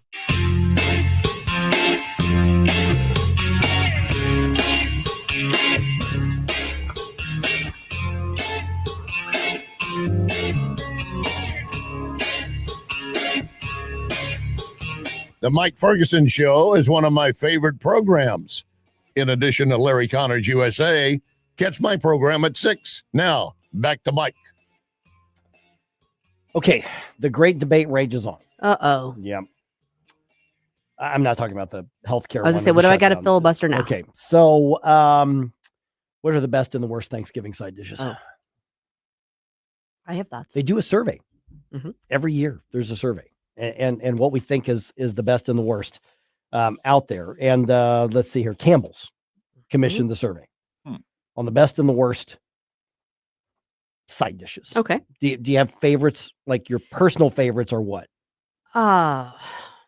Green bean casserole, but I make a different kind of green bean casserole. It's called Swiss green bean casserole. So what's the difference? It's got like sour cream and cheese in it. It's not the mushroom soup. See, I like the mushroom soup. I like with that. With the crunchy things on top. Yes, Yeah. mine still has crunchy things on top. It's just a different kind of configuration. Oh, I like both, but that's my preference. I don't know how common this is, but it's my mom makes these like breaded noodle things, and then Oh, you put yeah. a little bit of gravy on them. They're a little thick, like it's hard to explain, but they're phenomenal. Now, least favorite, it's a family tradition to do like oysters with your stuffing, and I like oysters and I like stuffing, but for some reason I feel like either they're all playing a prank on me and everyone's pretending to like it, or something's wrong with my taste buds. I'm not sure. Okay, so the top 5. Okay, these are the favorites or least favorites? Favorites. Okay. Let me go kind of backwards. I think this is Okay. Let's see here. Second year in a row, mashed potatoes is not number 1. Stuffing is number 1. No, thumbs down. I'm not a stuffing person. Oh, I love them both. I like stuffing on Thanksgiving Day, but it dries out after that. So if you're gonna eat your stuffing, eat it on Thanksgiving Day. Yeah, then you can use it for a sponge. There you go. Mashed potatoes is number 2. Yes. Love me some mashed potatoes. Yes. Sweet potatoes, number 3. I'm not a sweet. Oh, see, potato I'm a thumbs up on that. No, I know I'm weird. Same. Yeah, I don't really? like sweet potatoes. I love. Well, no, I'm on your side. Oh, you're on my I side. love Okay, sweet yeah. potatoes. Yeah. Okay, you can stay. I'm weird. That's I'm weird. I'll own it. I have never thought of this as a Thanksgiving thing, but mac and cheese is number 4. I was going to say that. Really? Yeah. Yeah. okay. I mean, I like mac and cheese. I just never thought of it as really a Thanksgiving thing. See, we don't do mac and cheese, but we do. I think au gratin potatoes. It's Yeah. basically mac and cheese with potatoes. Instead of noodles. Yeah. I'm That's not similar. a fan of. I'm not a fan of that though, but I do like mac and cheese. Okay, so the thing you were describing a second ago, is that egg noodles, homemade egg noodles? I think that might be what it is. Okay, so SeaWorld Girl says, my uncle makes homemade egg noodles, those and chopped, all right, probably chopped corn casserole, or hash brown casserole. Okay, yeah. Yeah, I did not know. Everybody where I'm from, when I talk to them about, I'm like, does your family do these noodles? And like, it's Thanksgiving. What are you doing noodles for? So I feel better now knowing. No, that you're I'm not alone. You're not alone. Anything starchy and cheesy or Yeah. gravy, I think that's or crunchy. And green bean casserole is number 5. Okay. I do like green bean casserole. Oh yeah, I like that too. So apparently this is the 70th anniversary of green bean casserole. So you can't say green bean casserole just like the Pilgrims made. They didn't make those. Well, all I know is that I'm tasked with making it every time we have a family gathering because my daughter and my niece love it. Oh, okay.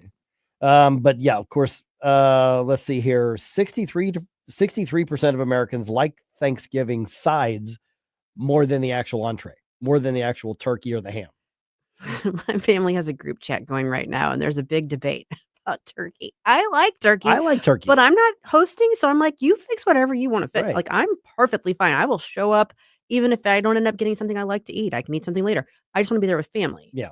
But I like turkey. I do too. I mean, especially on the Thanksgiving where you're, Oh, okay. So, yeah, that's interesting. Had something happen here. Okay, but ghost of turkey passed. Ghost of turkey passed. Had a little something to say about that. Yeah. Oh my goodness. So almost half of Americans say they'll be fine to fill their plate with just side dishes. Yeah, I can see that. Yeah, I mean, I personally like turkey, but I'm not a big ham eater. So and I think it's because I wait until Thanksgiving to have the ham, and then I overdo it on the ham, and then I say, why did I eat so much ham? And then see, if you look at all those sides that went uneaten, and like I could have had you instead. Yeah. If you overdo it on the turkey, then you can get the tryptophan, and then you can just take a nice long nap. That's true. But could it be also though that the sides go bad quicker than the main sort of meats? Yeah. So maybe it's worth it strategically to fill up on the sides and then bring the meats home with you. I think the important thing is just to make sure you eat well. Oh yeah. I plan to. I'm hungry now. My stomach Just is thinking growling. about it. We got a few weeks to wait for that. Yeah, and honestly, now is your family the one that where everybody like homemade cooks it all, or you just order the whole thing saying we're gonna have X number of people, just order a meal for that and just go pick it up? I'd say hybrid. I mean, there's some stuff like the turkey may be pre-ordered or maybe one of the casserole dishes, but mostly everyone makes their own and brings it to contribute. So in years past, what we've done is just say, okay, here's the number of people who are going to be showing up. And we'd rather spend the time with friends and family, and so we'll just order it and just pay for it, and then somebody goes out and picks it up and then brings it in. It's already made too. Yeah. I don't have any beef with that. I do want to. We are missing something really important though. What about the desserts? Oh yeah. Hello, pumpkin pie, pecan pie. Yep. I'm all over both those. Yeah, I'm a pumpkin pie guy. I am too. Now I've noticed the last couple of years more people doing like fruit type pies, like apple pies and things like that. I would go straight for the pumpkin pie myself. I'm not a fruit pie person. Again, with I have weird eating things, but I love pumpkin pie. Yeah. Some whipped cream on top. Okay, so you say some whipped cream. My daughter will basically argue it's not ready unless you cannot see the pumpkin pie under the mountain of the whipped cream. That's Amber's approach to it. She's young. She can afford to look at it that way. And she's a gym rat. She can do that. She can do that. So SeaWorld says sweet potato pie. Is that a thing? It is a thing. It is. Yeah, it's a thing. Yeah. I like pumpkin pie. I like sweet potatoes. That sounds like the perfect. It's actually pretty good. It is I'm a gonna have thing. to look into that. Thank you, SeaWorld. But I don't know about eggnog pie. Ooh, that sounds. I'm not a big eggnog Nor am guy. I. Nor am I. Yeah, I'm skeptical. Yeah. I could be persuaded. But. I mean, I used to love even the non-alcoholic eggnog that you get. When you're younger, you're like, oh, this is great because it's sweet, and after a while, it's like, yeah, this is really thick and this is really sweet, and I don't really do eggnog too much anymore. See, and I love eggnog. I'm just trying to get my head around how do you put it in the form of a pie? I mean, maybe like an eggnog soup or something, but I don't know unless you can congeal it in some way. I mean, like chocolate cream pie is like chocolate pudding, basically. Right. If there's a way to puddingize it, I don't know. Allison prefers the eggnog and spiced rum combo. That's a classic. That could work. That could work. Okay, we haven't addressed the elephant in the room on side dishes. Cranberry sauce. Oh, yeah, I'm not a fan. Oh, see, I am. That's my turkey. That's like my turkey dinner dessert before that's the warm up dessert before the pie. I'm weird.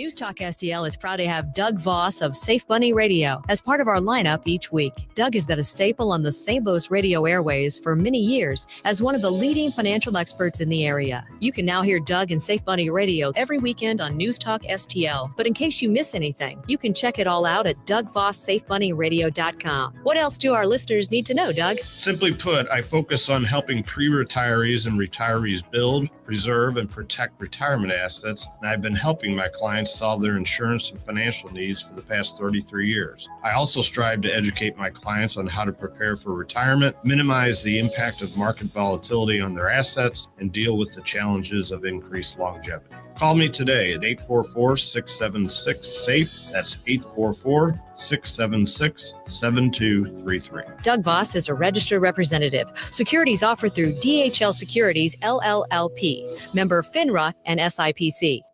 Are the days of a personal doctor gone? Not at Body of Health Direct Primary Care. I'm Dr. Randy Tobler to share how our design is putting the care back into healthcare. Plain and simple, our members, not insurance companies, get our exclusive focus. That means same or next day appointments, responsive answers to your concerns, and a no-spin, big tool chest approach. It's about time you get serious time devoted to your medical needs. To learn about healthcare the way it ought to be, schedule a discovery call today at bodyofhealth.com. That's bodyofhealth.com. KLGY HD3 Clayton, K270BW Bellefontaine, KNBS Bowling Green. This is News Talk STL at 1019, 94.1, and always streaming at NewsTalkSTL.com. Breaking news this hour from Town Hall. I'm Rich Thomason. On this vote, the ayes are 60, the nays are 40. The bill as amended is passed. The Senate voting last night to end the longest-running government shutdown in history, sending an end the shutdown bill to the House. The shutdown could last a few more days as members of the House, which has been in recess since mid-September, return to Washington to vote on the legislation. President Donald Trump has signaled support for the bill, saying Monday that, quote, we're going to be opening our country very quickly. In a possible preview, the Senate voted 47 to 53 along party lines not to extend Affordable Health Care Act subsidies for a year. Majority Republicans allowed the vote as part of a separate deal with Democrats to speed up votes and send the legislation to the House. Bernie Bennett, Washington. The shutdown is snarling air travel, thousands of flight delays and cancellations as overworked, exhausted, and unpaid air traffic controllers call out sick. This is not politics. This is not ideology. This is the erosion of the safety margin the flying public never sees, but America relies on every single day. National Air Traffic Controllers Association President Nick Daniels. In a social media post, President Trump notes the controllers will get paid. He's urging them to get back to work now. There have been more than 1,900 flight delays or cancellations so far today. The families of some of the 25 girls and 2 teen counselors who died in catastrophic flooding in Texas on July 4th are suing Camp Mystic and its owners for more than $1 million in damages. They allege camp operators failed to take necessary steps to protect their daughters as life-threatening floodwaters approached. A lawyer for the camp says they empathize with the families but take issue with the accusations. On Wall Street, ahead of this morning's opening bell, the Dow futures 23 points higher. NASDAQ futures are down 118. More on these stories at townhall.com.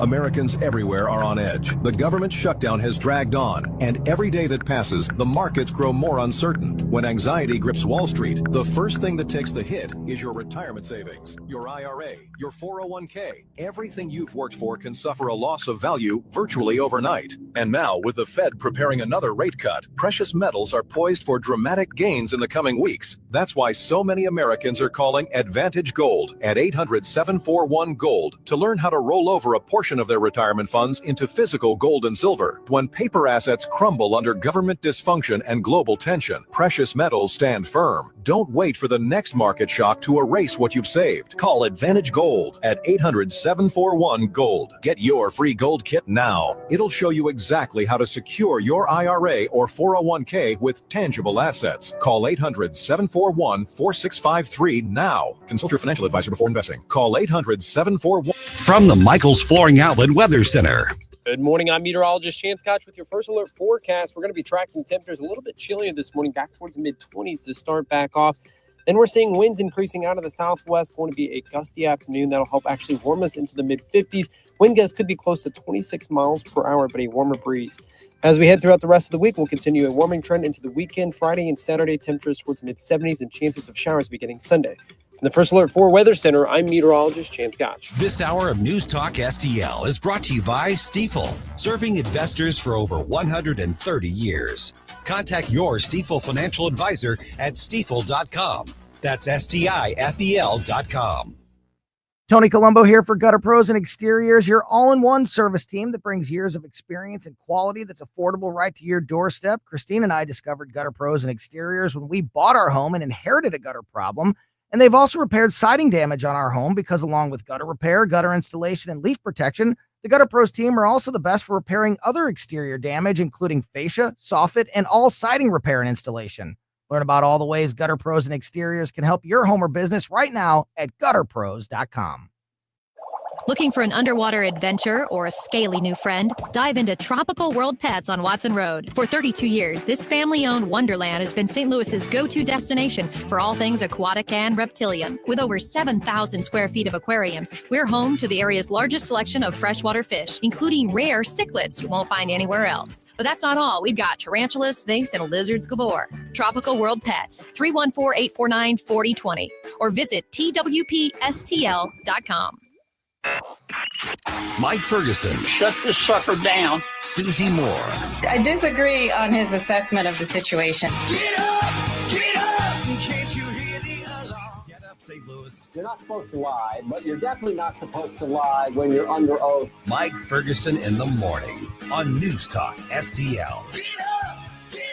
This is your cousin.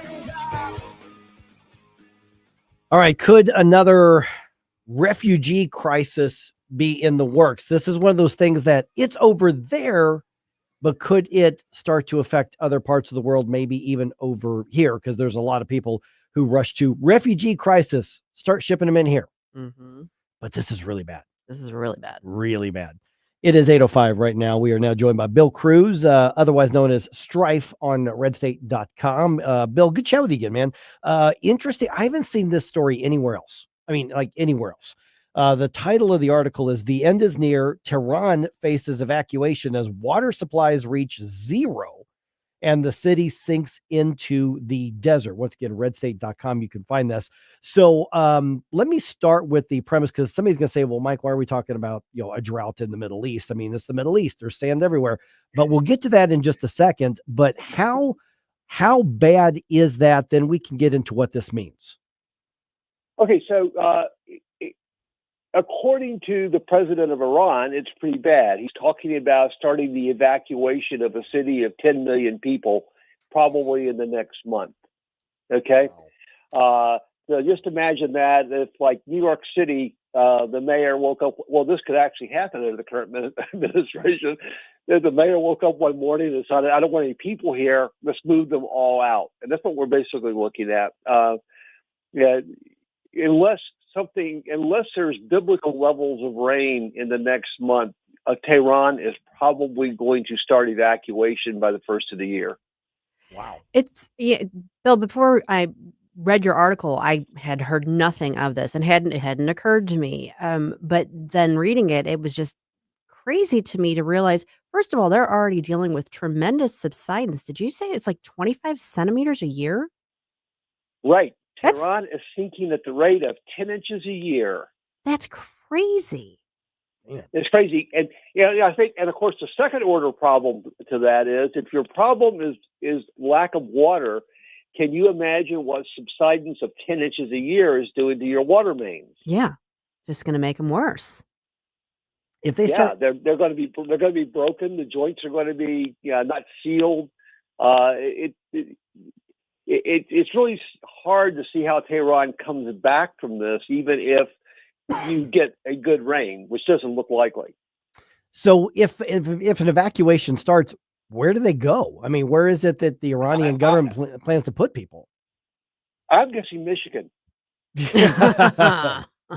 Okay, but that brings up an interesting question, because that's why should we take note of this out there? Because once somebody starts throwing out terms like refugee, and a drought is an absolute refugee type of situation.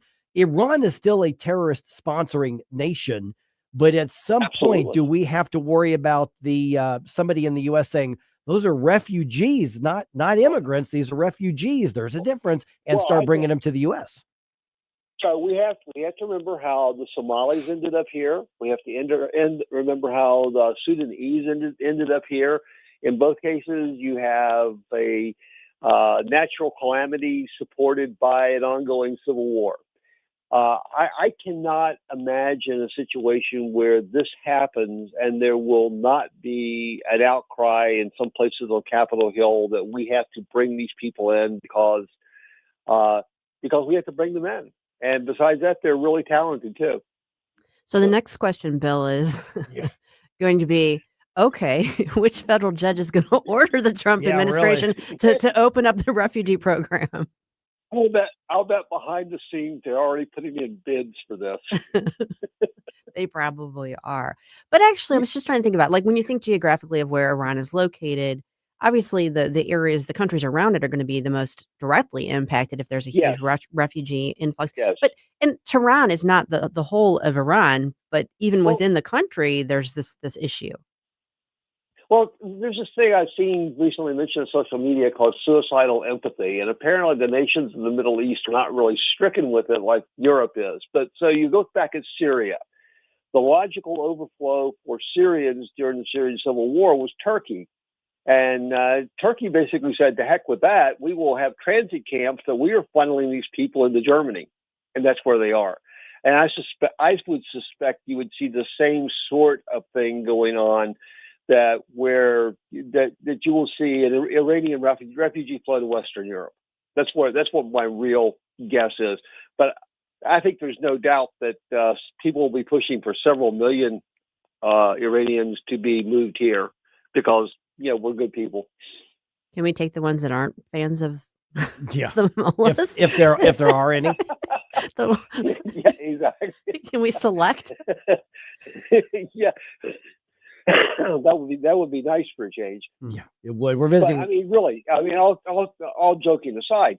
I mean, do we really think that there's not going to be a hue and cry to accept Iranian refugees if there is a natural calamity? It's not related to war, not related to religion. It's just like, oh, bad luck, in the Robert Heinlein sense, I guess. But part of this is not only the drought, is they have absolutely thrashed their aquifers. I am not a geologist, so I don't know if those things ever come back or not. But I would suspect when you have skyscrapers sinking into the aquifer, the odds of the aquifer coming back are slim. And it's because the government had a policy of trying to surge agriculture to support a growing population so they wouldn't have to import food. And to do that is when you do irrigation in a desert, a lot of the water evaporates. I mean, that's just sort of the fact. I mean, and this is not a necessarily Iranian thing. If you've been out around Phoenix, Central California, up in Lodi, where they actually had rice paddies at one time, I'm not sure if those still exist anymore, is, people do all kinds of dumb things when they think there's unlimited water, and there's just not. But this is the end point of probably 30 years of some really, really bad decisions being made. We're visiting with Bill Cruz, aka Streiff, on RedState.com. Okay, so then what would we be wise, we being like the leadership of the country, what would be a wise, I guess, course of action to consider taking? Because you're right. I think that it's just a matter of time before you start hearing bleeding hearts say, well, just bring them here. They're refugees, bring them here. When that makes no sense. And the term that I've seen the same thing you've seen as far as the suicidal empathy concept. And I think there's a lot to that. But what should we do, if anything, regarding the problems happening to I don't know what the official status is with Iran to the U.S., but this is not a friendly country or culture. Yeah, and that's a good question. I really don't know what the correct answer here would be. I think the one part of the correct answer is yes, it's unfortunate, but because it's unfortunate doesn't mean it's an us problem. It's a them problem. and I don't really know what you do in this case. I mean, I've never heard of water being imported in those types of quantities to anybody before. I'm not even sure it can be done.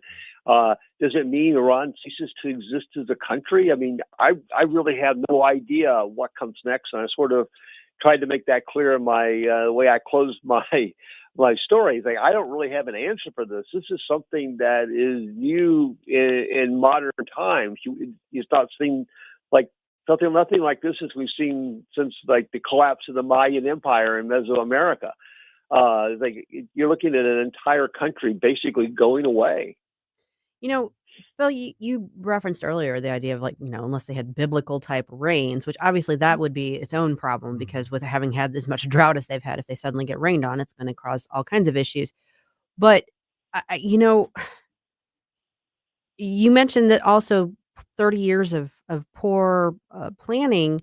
This didn't happen overnight. And it does make you wonder, like, who's running things in Iran that didn't start addressing this issue 10, 15 years ago? Well, so I think there's lots of problems there. A lot of them are bureaucratic. So you look.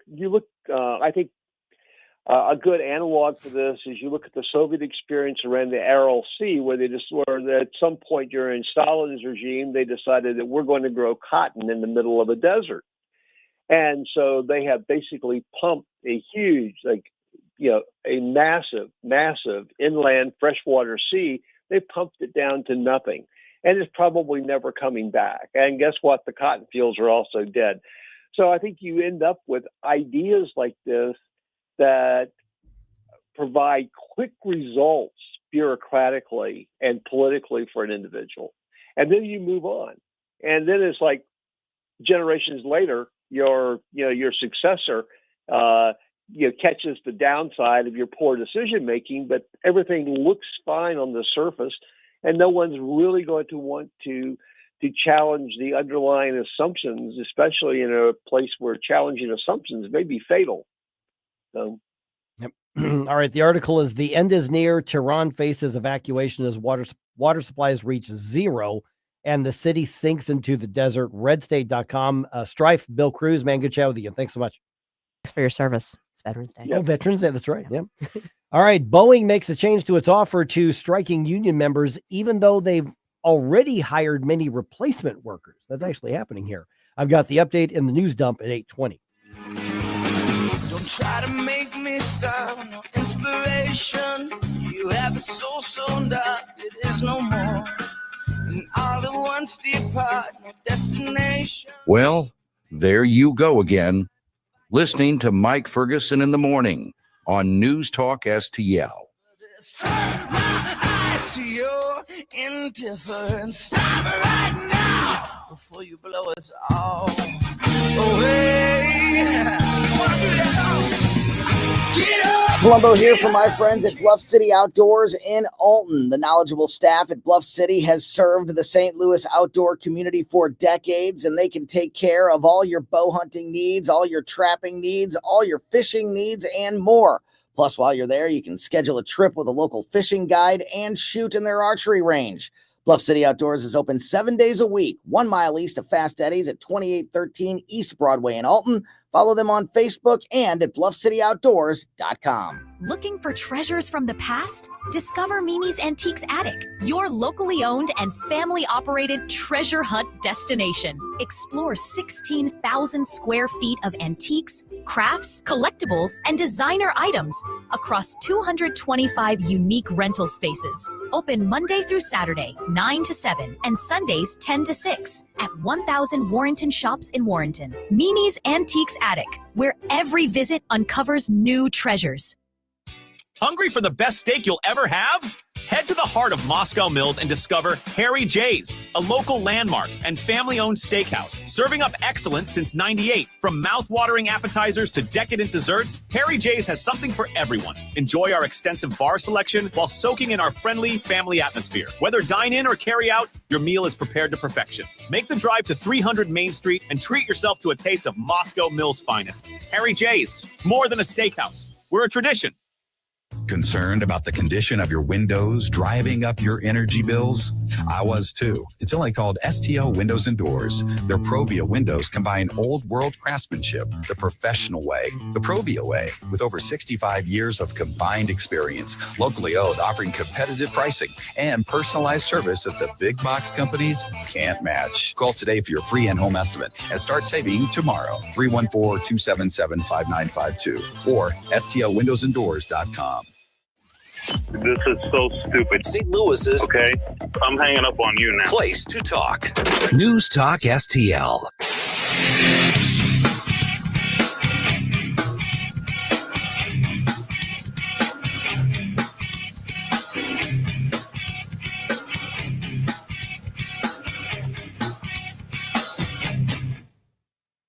Hey guys, Billy Crow here from Jeffco Patriot Radio. Hope you had enough time to freshen up your coffee, because now we're back with Mike Ferguson in the morning.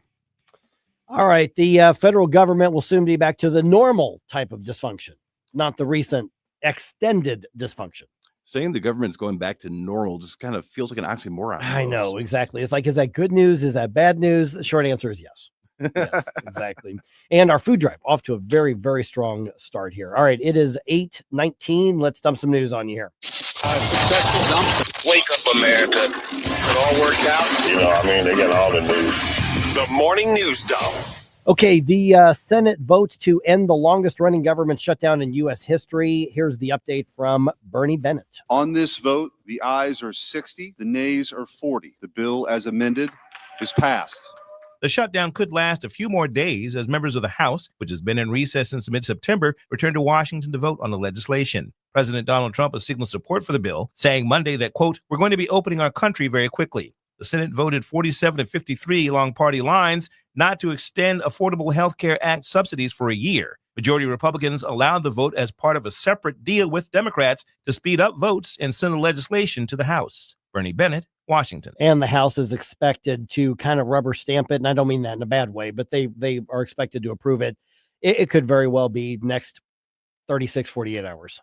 Wow. Yeah. So, and just to make sure I'm hearing that properly, it's not that the Republicans said, okay, we're going to go ahead and give you what you wanted with that 1.5 trillion. It's just that we're going to go ahead and take this to the vote to allow you to have a chance to vote on it. Yeah. That way, as far as the subsidies, you mean, expand that 1.5 trillion-ish of extra spending to keep those subsidies going. The Republicans basically said, okay, we'll let you lose that vote.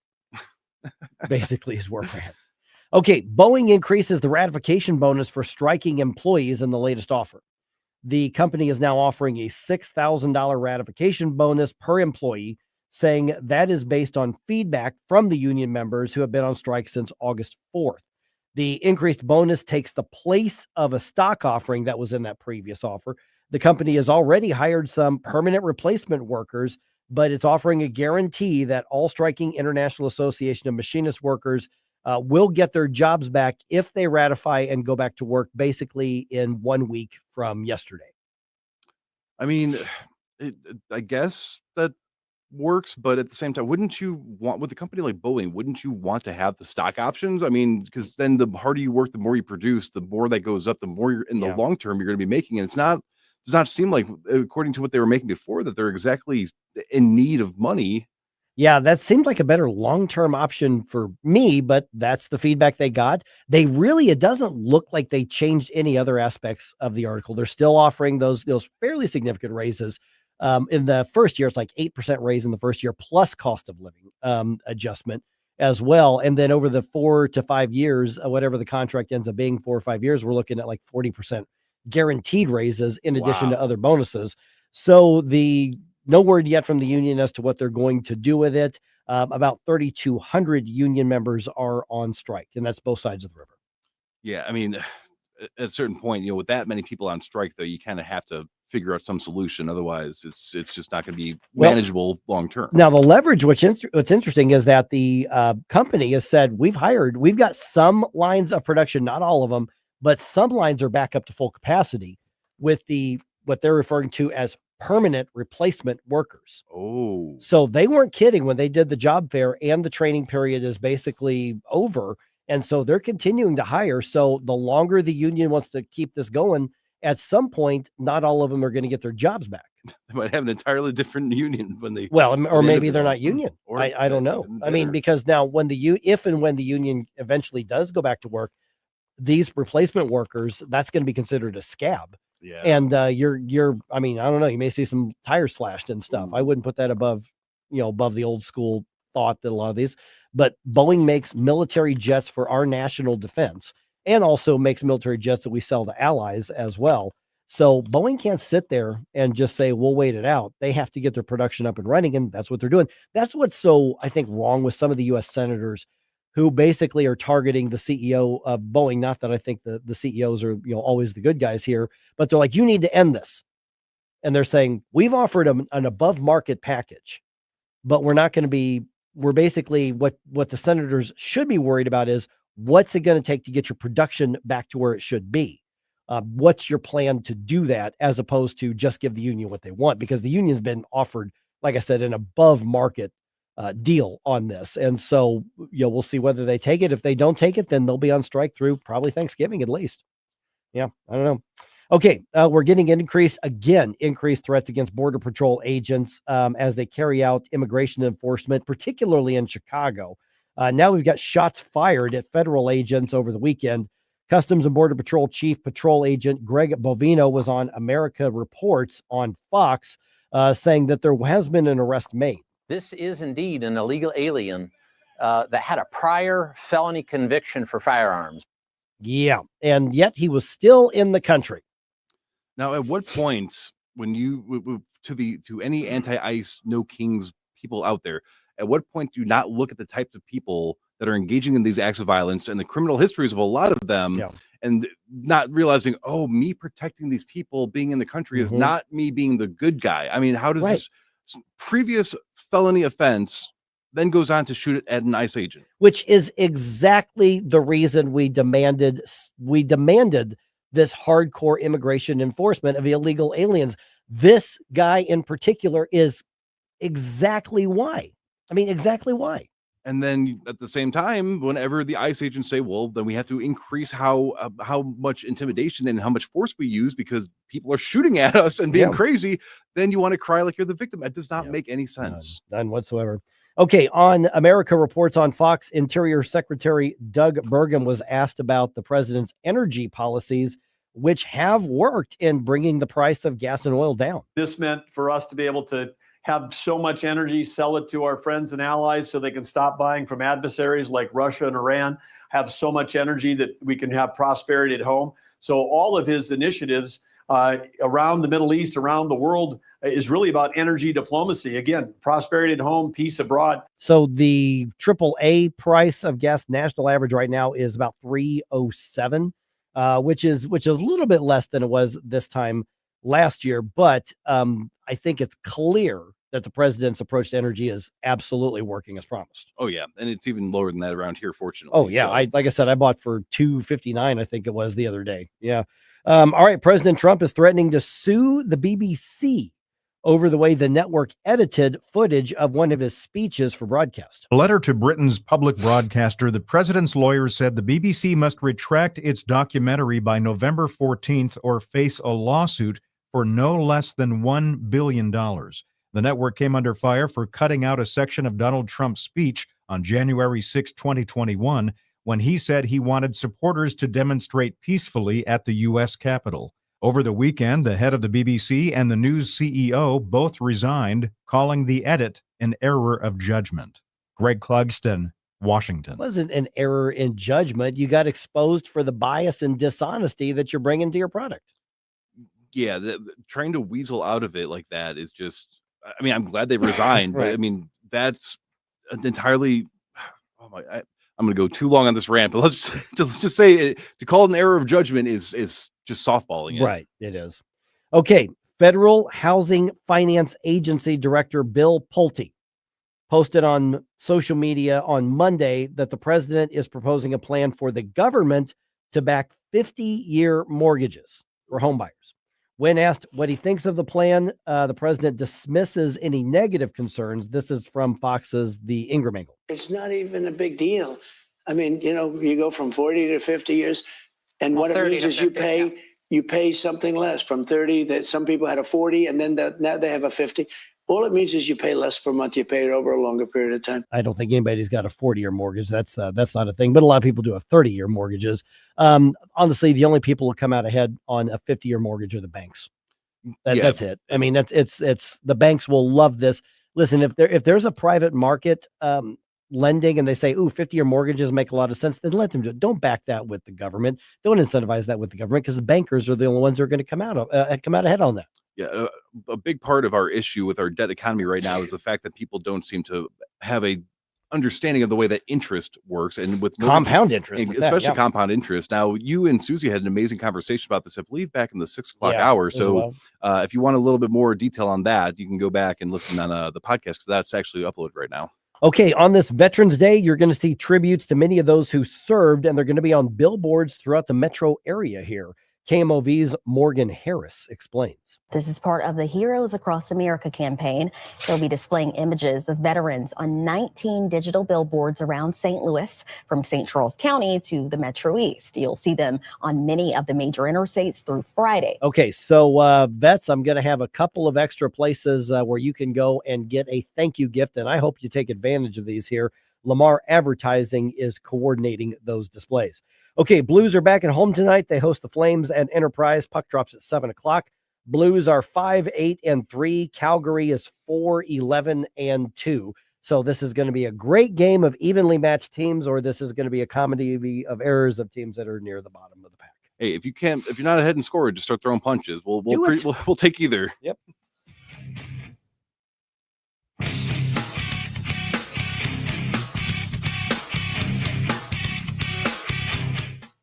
Mike Ferguson in the morning. Let me just say this with all due respect. You really don't know what you're talking about right now. On News Talk STL. From the Michaels Flooring Outlet Weather Center. Good morning. I'm meteorologist Shan Scotch with your first alert forecast. We're going to be tracking temperatures a little bit chillier this morning, back towards the mid-20s to start back off. Then we're seeing winds increasing out of the southwest. Going to be a gusty afternoon. That'll help actually warm us into the mid-50s. Wind gusts could be close to 26 miles per hour, but a warmer breeze. As we head throughout the rest of the week, we'll continue a warming trend into the weekend. Friday and Saturday, temperatures towards mid-70s and chances of showers beginning Sunday. In the First Alert 4 Weather Center, I'm meteorologist Shan Scott. Fox News commentary with Brian Kilmeade. Next. I'm alpine skier Michaela Schifrin. I've won the most World Cup ski races in history. But what does success mean to me? Success means discipline. It's teamwork. It's the drive and passion inside of us. And it's why Stifel is one of the fastest growing global wealth management firms in the country. If you're looking for success, surround yourself with the people who will get you there. If you're an advisor or investor, choose Stifel, where success meets success. Stifel Nicholas and Company Incorporated. Member SIPC and NYSE. Past performance is no indication of future results. Investing involves risk. Consult a financial advisor before making any investment decisions. Here's Brian Kilmeade. Amazon shocking many with massive layoffs. So is the company suffering? It's actually the opposite. They're one of the world's top 5 companies, and they're thriving. While all the layoffs are not AI, that's true. A lot are. And it's hard to ignore the inevitability of robots. Corporate giants like IBM, UPS, Target also announcing layoffs in recent weeks, totaling about 62,000 cuts. I know this seems really jarring, but the innovation is also massively advancing efficiency. Hold on tight, because while the AI surge might be getting rid of some white-collar jobs, it's going to create a whole lot and a wave of blue-collar ones. Data centers, which we need in order to grow our AI footprint to beat China, they need people. They need people to build them and people to run them. Trade jobs are hotter than ever, and the next generation seems way more optimistic than you'd expect. For more commentary like this, go to foxnewspodcast.com. Hey, it's Vic Porcelli here with our great friend Chris Cooper from Serenity Wealth Management. Hi, Chris. How are you, Vic? I don't want to put anybody else down, but when you go up and visit you at Serenity Wealth, your place looks like home. So a lot of financial advisory offices, they have, the big mahogany desk or the big marble entryways and things like that, the stock market channel on the TV when you walk in the door, right? That doesn't really drive a good conversation. Good financial guidance and advice starts with a good conversation. People are nervous. People are afraid to talk about finances, right? And so you can see a little standoffish. Well, my objective is to try to have a good, casual conversation. By having those conversations about life, goals, objectives, it's what makes me understand what our financials are supposed to fund. So if somebody does want to have a good conversation, how do they do that? How do they find you? Our website is the best way to do that because you can get all the information you need, understand where we are, get a little bit more information, all that. SerenityWealthNow.com. Reach out to Chris and Stacy today at SerenityWealthNow.com. Investment advice offered through Fortis Capital Advisors, LLC. This December 13th, join wreaths across America at Belle Reve Gardens Cemetery as we remember the fallen, honor those who serve, and teach our children the value of freedom. Help us lay remembrance wreaths on the graves of our fallen heroes. Sponsor a wreath, volunteer, or bring your family to this meaningful tribute to our veterans, because every hero deserves to be remembered. Learn more and sponsor a wreath. Visit NewsTalkSTL.com. Hi, I'm Mark Sutherland, founder of Stone Ledge Distillery, and I'd like to give you a bottle of Stolock whiskey or Inversion vodka. Enter now at stoneledgedistillery.com/win. Come experience our tasting room in historic Defiance. Enjoy Stolock whiskey, Inversion vodka, and other Missouri-made spirits, wine, and craft beer in our beautiful cocktail lounge, cigar room, or out on the patio with live music every weekend. Don't forget, win a bottle of Stolock or Inversion at stoneledgedistillery.com/win. Come raise a glass in Defiance. For the heroes who have defended our country. Be grateful for their service to this country. People who fought for us. I'd like to say thank you. I give my heart to all those guys. Honoring all who serve. So we thank them on Veterans Day. News Talk STL.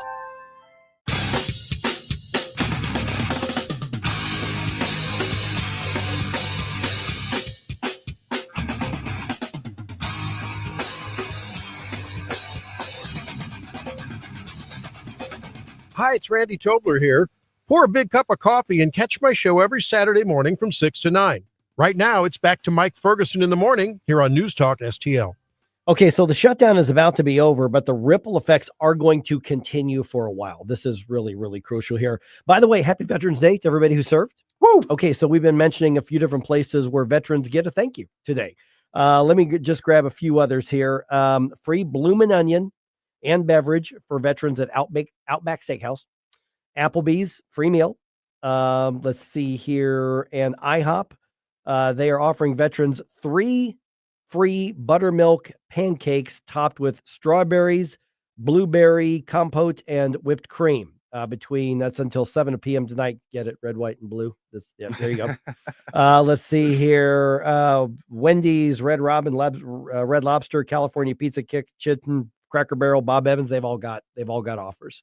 And even if you're not a veteran, but you still want to do something nice for a veteran, you can check out the Freedom 13 and see what they've got going on, and see, kind of even just send them a thank you. Just send them like an email saying, hey, thank you guys for what you do. I'm glad you said that, because I actually just a little bit ago got a text from Greg over at the Freedom 13 today at thefreedom13.org. They have a 15% off store-wide sale of the Freedom 13 merch. So you put in code, let's see here. Code is, there we go. VDAY, VDEAY, and you get 15% off at thefreedom13.org. And all of that stuff helps them with all the good things that they're actually doing to try to help not only the veterans, but the families of the veterans as well. So check them out today. Today of all days. Come on, people. Right. Yeah, exactly. That's the day to do it. Okay. So let's go through some of the ripple effects that are still going to be happening. So as you know, the Senate has voted to end the shutdown, but the shutdown is still going on. And it's probably going to another day or two, because since it's a new deal that they approved there, it's not the same deal that the House approved. So now it has to go back to the House, and the House has to approve it. I am 90% certain that they're going to just say, yep, vote yes, move on, and then they can start fighting about other stuff. It's just, again, I guess this just shows what public school education lacks when it comes to understanding the government. But if the government people are physically there saying, we vote to open us back up so we can go back to our duties, shouldn't that just be the end of it and saying, okay, cool, you guys are there, it's open, carry on? I think by the end of the week, that's what's going to happen. Okay. Yeah. So now let's talk about how this affects us, though.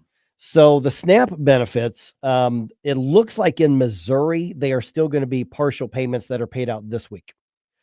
Because even if the House came back in tomorrow and voted to reopen the government, which they might, and then it goes to the president and he signs it in tomorrow, that doesn't free up the backlog. So I don't know if they're going to do an additional payment to make up for the benefits that were supposed to go out on November 1st, or whether or not things just go back to normal in December. I just don't know the answer to that. But we do know it's partial payments in Missouri, and partial payments were already paid out in Illinois. See, I'm not sure what the logic behind that is, because you had people doing the full jobs, not maybe everybody, but that's understandable if you're not getting paid for over a month. But should it not just be, hey, you did your job and we're going to give you all the money we owe you, plus here's the money again to continue doing your full job? It just, okay. Now, most people though aren't affected by the SNAP thing. Yeah. There are a lot, but it's not most. A lot more people are being affected by the whole delays. There was another like 500 flight cancellations and another 1,000 delays already this morning. It looks like that's not going to go away anytime soon. It's possible that ripple effect could last till almost Thanksgiving. Yeah, and now it's going to get a little bit better each day once they sign this into place, but it's not going to happen right away. That's the one that I think, especially with a major consumer sort of holiday, Black Friday and Cyber Mondays coming up. It's not just a matter of, okay, we're back to normal business, because you still have people that could be delayed or had to go through alternative methods. It's going to be interesting. I hope it's not chaotic, but I hope more than anything, it's just a matter of, okay, instead of it being a 3-hour delay, now it's a 15, 20-minute delay. I think that would be best case scenario at best. But yeah, and President Trump's talking about big bonuses for the air traffic controllers who continued to show up to work even though they weren't getting paid. Now he's talking about some big bonuses, and he's telling everybody who stopped showing up to work, okay, time to go back to work. Well, they're going to go back to work when they're ready to get paid. But again, as we've heard from the chief of the Flight Controllers Union or Association, basically they're saying a lot of these guys and gals have taken on other jobs. So, and I know that we tend to use as a throwaway example, they're door dashing or grub hubbing. Well, some of them probably are, but you've got pretty highly technical people here. I would not be surprised if there's a lot of people who said, all right, I'll take on a gig doing coding or something along those lines. Okay, so well, they've got to finish a project to get paid for it.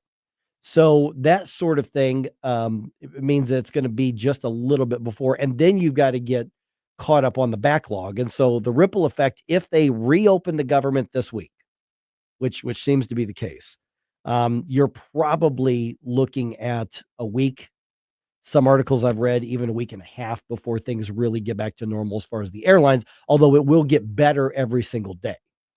And this is, I guess, could be taken as a great lesson for when you are not making yourself entirely reliant on the government. And yes, the air traffic controllers and military people are reliant on the government for their payments. But that's their employment. Yeah. But when you are able to leverage your own skill set in other ways to not have to be solely reliant on there, then it's good for you, because you can find other gigs. It's not great, but the downside then becomes, well, you try to hold all these industries hostage for your Democrat nonsense. And now the rest of us are going to be stuck, feeling the effects of it. And, it's interesting because, like, for instance, Dick Durbin, Senator from Illinois, was one of those who crossed over and voted to reopen the government. He's catching some flack for that. Really? Throughout Illinois and through the farther left groups are really mad at him and the other Democrats who voted that way. Now, Dick Durbin's announced he's not running for re-election, so he doesn't care. It doesn't affect him any way, shape, or form. But some of these far left folks are angry that the Democrats decided to end the shutdown that the Democrats started. Which, again, look, from some of the statistics I've looked into, the Democrats are usually the ones that were more affected overall by the government being shut down than the Republicans. So please, my government, my Democrat representative, hurt me more to spite the Republicans so we can blame Donald Trump. And then how dare you go and reopen the government to help me continue getting my government assistance. So now I'm also mad. I just can't understand it. Well, and Tim Jones a little bit earlier had an interesting point where there's no question that the Republicans won this round. And even the media had to acknowledge at some point, well, this is the Democrats choosing to do the shutdown. Democrats didn't really get anything in return. They got nothing. They got some good sound bites. And that's the thing. Maybe they'll be able to campaign on it in 2026, but they didn't really get anything. They got an agreement to allow a vote that they're going to lose. There was one version of it that happened yesterday, but they'll probably have another one in early December. Well, I mean, I guess you could try to leverage that and say, look, we stood up to the government and we got them to, to cave in to at least allow us to vote for it. And it didn't go our way, but them, they control all the government. So we had no chance. I can imagine that, but that's, I really hope that's not going to be as effective on people. Right.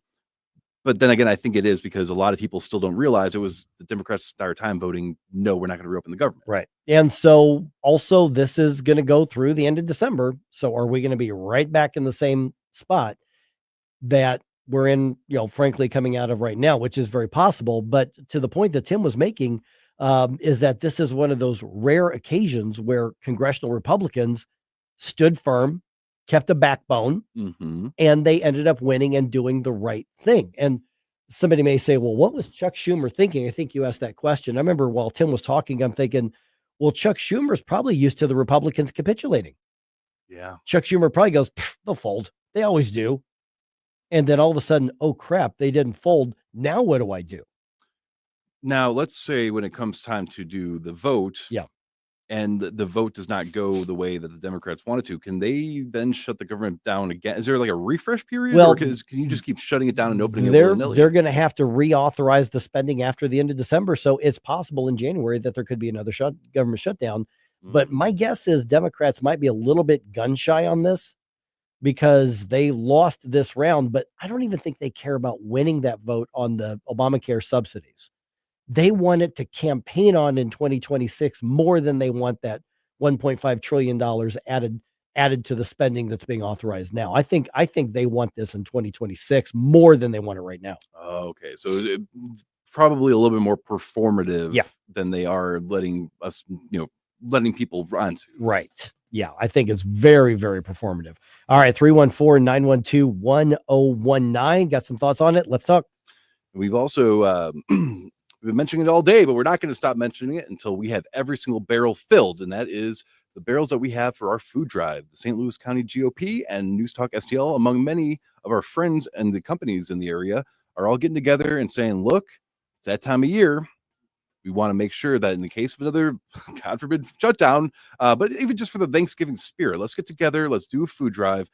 Go on NewsTalkSTL.com and you can see all of our great locations and drop off some food.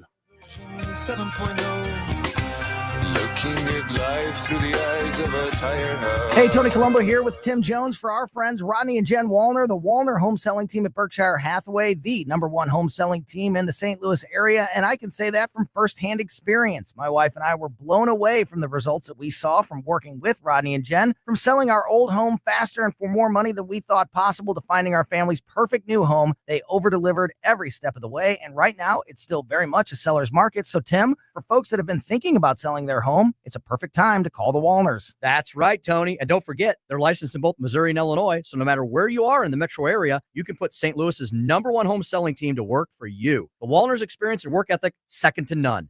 And of course, the numbers speak for themselves. The Wallners sell 15 times more homes per year than the typical realtor. Right now, they're working with so many qualified buyers, they'll guarantee to obtain you an offer. If you've been thinking about selling your home, don't wait. Call the Wallners now at 314-810-SOLD. That's 314-810-SOLD for the Wallner Home Selling Team. Hello, Kirk Hilsinger, chairman of the Republican Party for the city of St. Louis. We complain about dark, out-of-state money being used to influence Missouri politics, and we actively have that going on right now. Out-of-state interests from as far as Ohio and Michigan are collecting signatures to bypass what your state legislators have done this summer. We request you decline to sign these petitions. For more information, see us at stl-gop.com. Paid for by St. Louis City Republican PAC, Curtis Farber, Treasurer. Located in the heart of St. Charles, Kevin's Guns is your family-owned destination for all things firearms. Whether you're a collector, hunter, or military enthusiast, we have it or can get it for you. From new to used rifles and handguns in every style and caliber, our friendly and knowledgeable staff is here to help educate you and ensure you make the perfect choice for your needs. Buy, sell, or browse our incredible selection at kevinsguns.net or call 636-493-1195. Kevin's Guns, where gun enthusiasts come home. Tim Jones and Chris Arps in the afternoon. St. Louis County votes on a bill next week that would provide apprenticeships, prevailing wage, and minority hiring requirements. We'll talk to David Stokes at 4:20. Tim Jones and Chris Arps, weekdays at 4 on News Talk STL.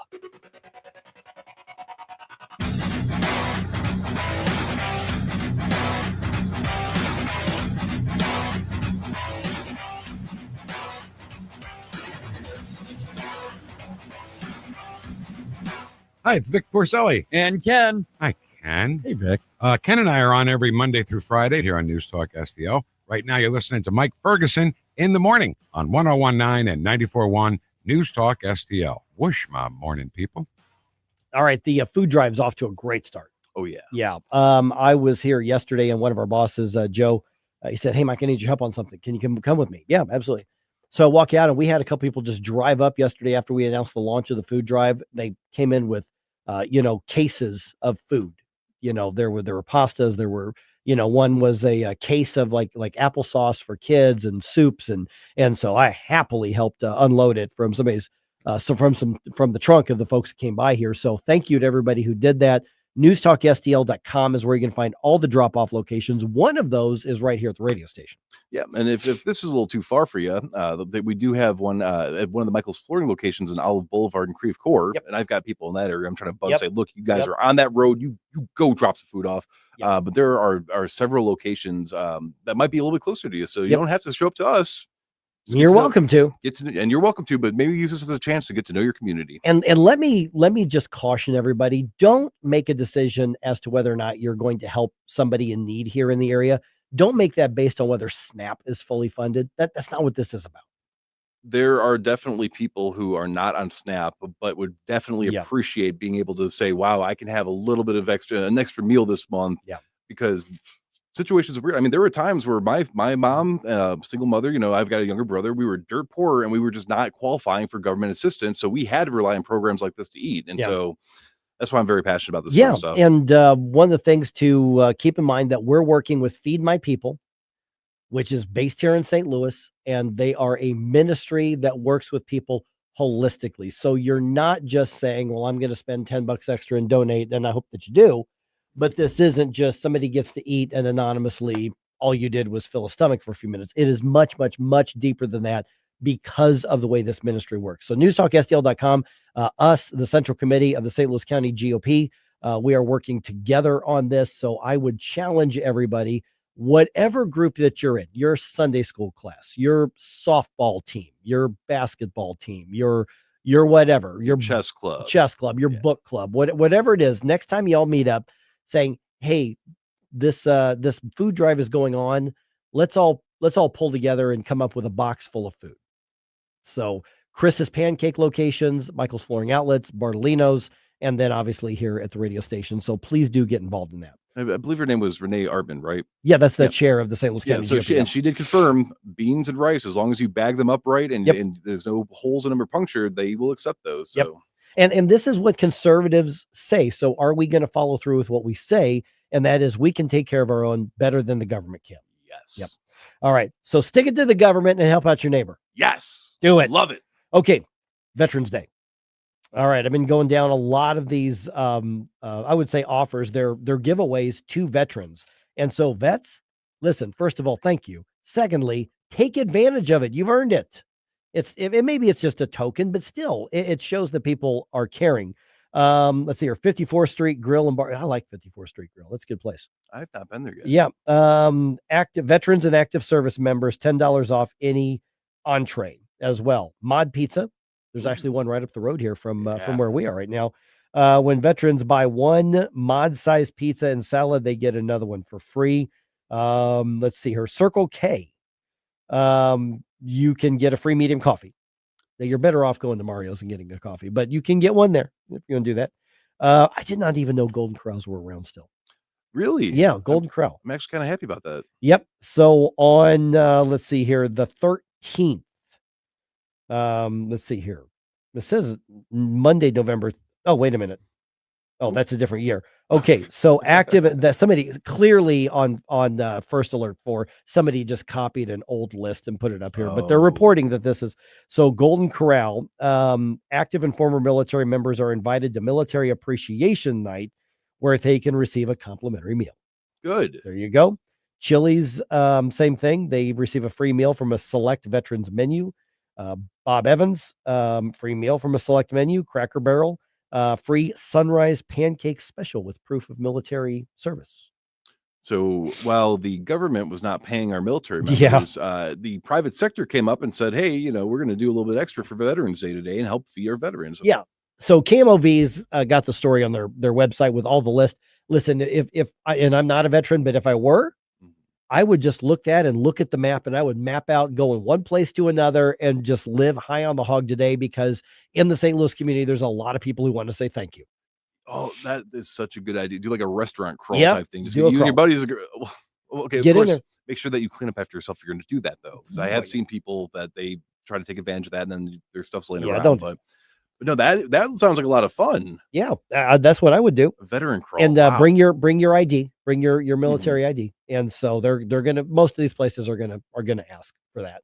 So, but anyway, yeah, just go ahead and do it. And I've had military in my family, and so most of the military folks in my family have already passed on. So Memorial Day is a bigger one in my family, just because they're gone already at this point.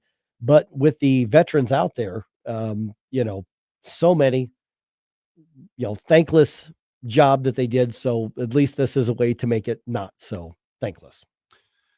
Yeah, and again, it's almost a shame in a lot of ways that so many of us, I mean, we wait until it's either a holiday or a tragedy or a crisis before we take it upon ourselves to do just a little bit extra for somebody that does. I mean, with veterans especially, I've met and I've talked to, I've been friends with veterans since I can remember, and I've got a few in my family, and it's not always the storming of Normandy, but every person in the military serves an essential function of protecting our borders. And so, if nothing else, I mean, the government was shut down and they were not taking care of us. Right. Well, and there's constant. I'm still so mad about we've that. heard so many people talk about all the problems in the VA. Yes. As well. Yes. So, and a lot of these are the chain places that are just like, okay, we're going to do this. And to be honest, a lot of that's marketing for them, but that's fine. I don't have any problem with that at all. But there are probably more offers just with local businesses out there as well. So if you see one, post that in like the comments. You can put them up on like the Rumble chat box or something, but that's going to go away once we go off the air here in about 3 minutes. But you can put it in the comments or just put it on social media so that the veterans know where they can go to get a thank you. And again, not to be all doom and gloom, but if you have any extra, with the 988 number, 988 is a crisis hotline. There was an issue of, I believe it was last year or so, but they were trying to expand the people that they would have specifically to be able to help veterans that might be in a crisis situation. So if you have, of course, look it up, make sure that the information's not changed. But if you have a little bit of extra for today to donate to help somebody be available in case there is, or even check up on your own people, because it's, they served us, and it's just, I think it's morally wrong for us to just kind of send them aside and just, walk around them. Well, and this is I say that the holidays bring out the best of people and the worst of people. This is the best of people. Yes. When we say, I will because I can. Yes. Whether it's the food drive or whether it's Veterans Day or whatever the case is. Like I think I mentioned a couple hours ago, being in media, I've done a lot of food drives over the years, and I never get tired of them. But consistently, what I hear over and over and over are two things. One, the vast majority of donations come in during the holidays because it's on our mind more. And secondly, they say there's always people who have gone one direction or another. There are people who have had to rely on this volunteer help, and then they become donors. And there's other people who in better times were donors, and they had rough time in life, and then they became recipients. But this is all like with our food drive here with the St. Louis County GOP Central Committee, all voluntary. We're working with a ministry here. Try working with a ministry in the big corporate situation. It's not going to happen. We're working with a ministry, and this is all voluntary. And don't think for a minute that it couldn't happen to you or somebody in your family, because that's like I said, that's something I've been told over and over and over again. We had people who have shown up who used to either volunteer or even donate in the past, and you know what? Job loss, medical thing wiped them out. I mean, you just never know what can happen. But we're never more than one or two paychecks away from being in need. And I don't want to pat ourselves on the back too hard, but when you look at, Michael's Flooring has been partner of the station for quite a while. I believe most of, if not all of them have, and this is, so it's good to be able to go out there, and if you have any News Talk merch, or even just to say hi, thank you guys. I heard about you on the radio. I heard about you on Mike Ferguson in the morning. And I just want to say thank you guys for helping out the community. We're out there listening. That helps us out. That helps you out. That helps everybody out. And it's just, again, such a good way to get to know who cares in your community. I think sometime next week, I want to go out to one of the drop-off locations. We can tell everybody, hey, come on out. I'll help you unload it from your car, and I'll do it myself. I don't know which one, but let's do one of those. Oh, I'm on board with that. I think we got to do that. Let's do it. NewsTalkSTL.com. More details are available there.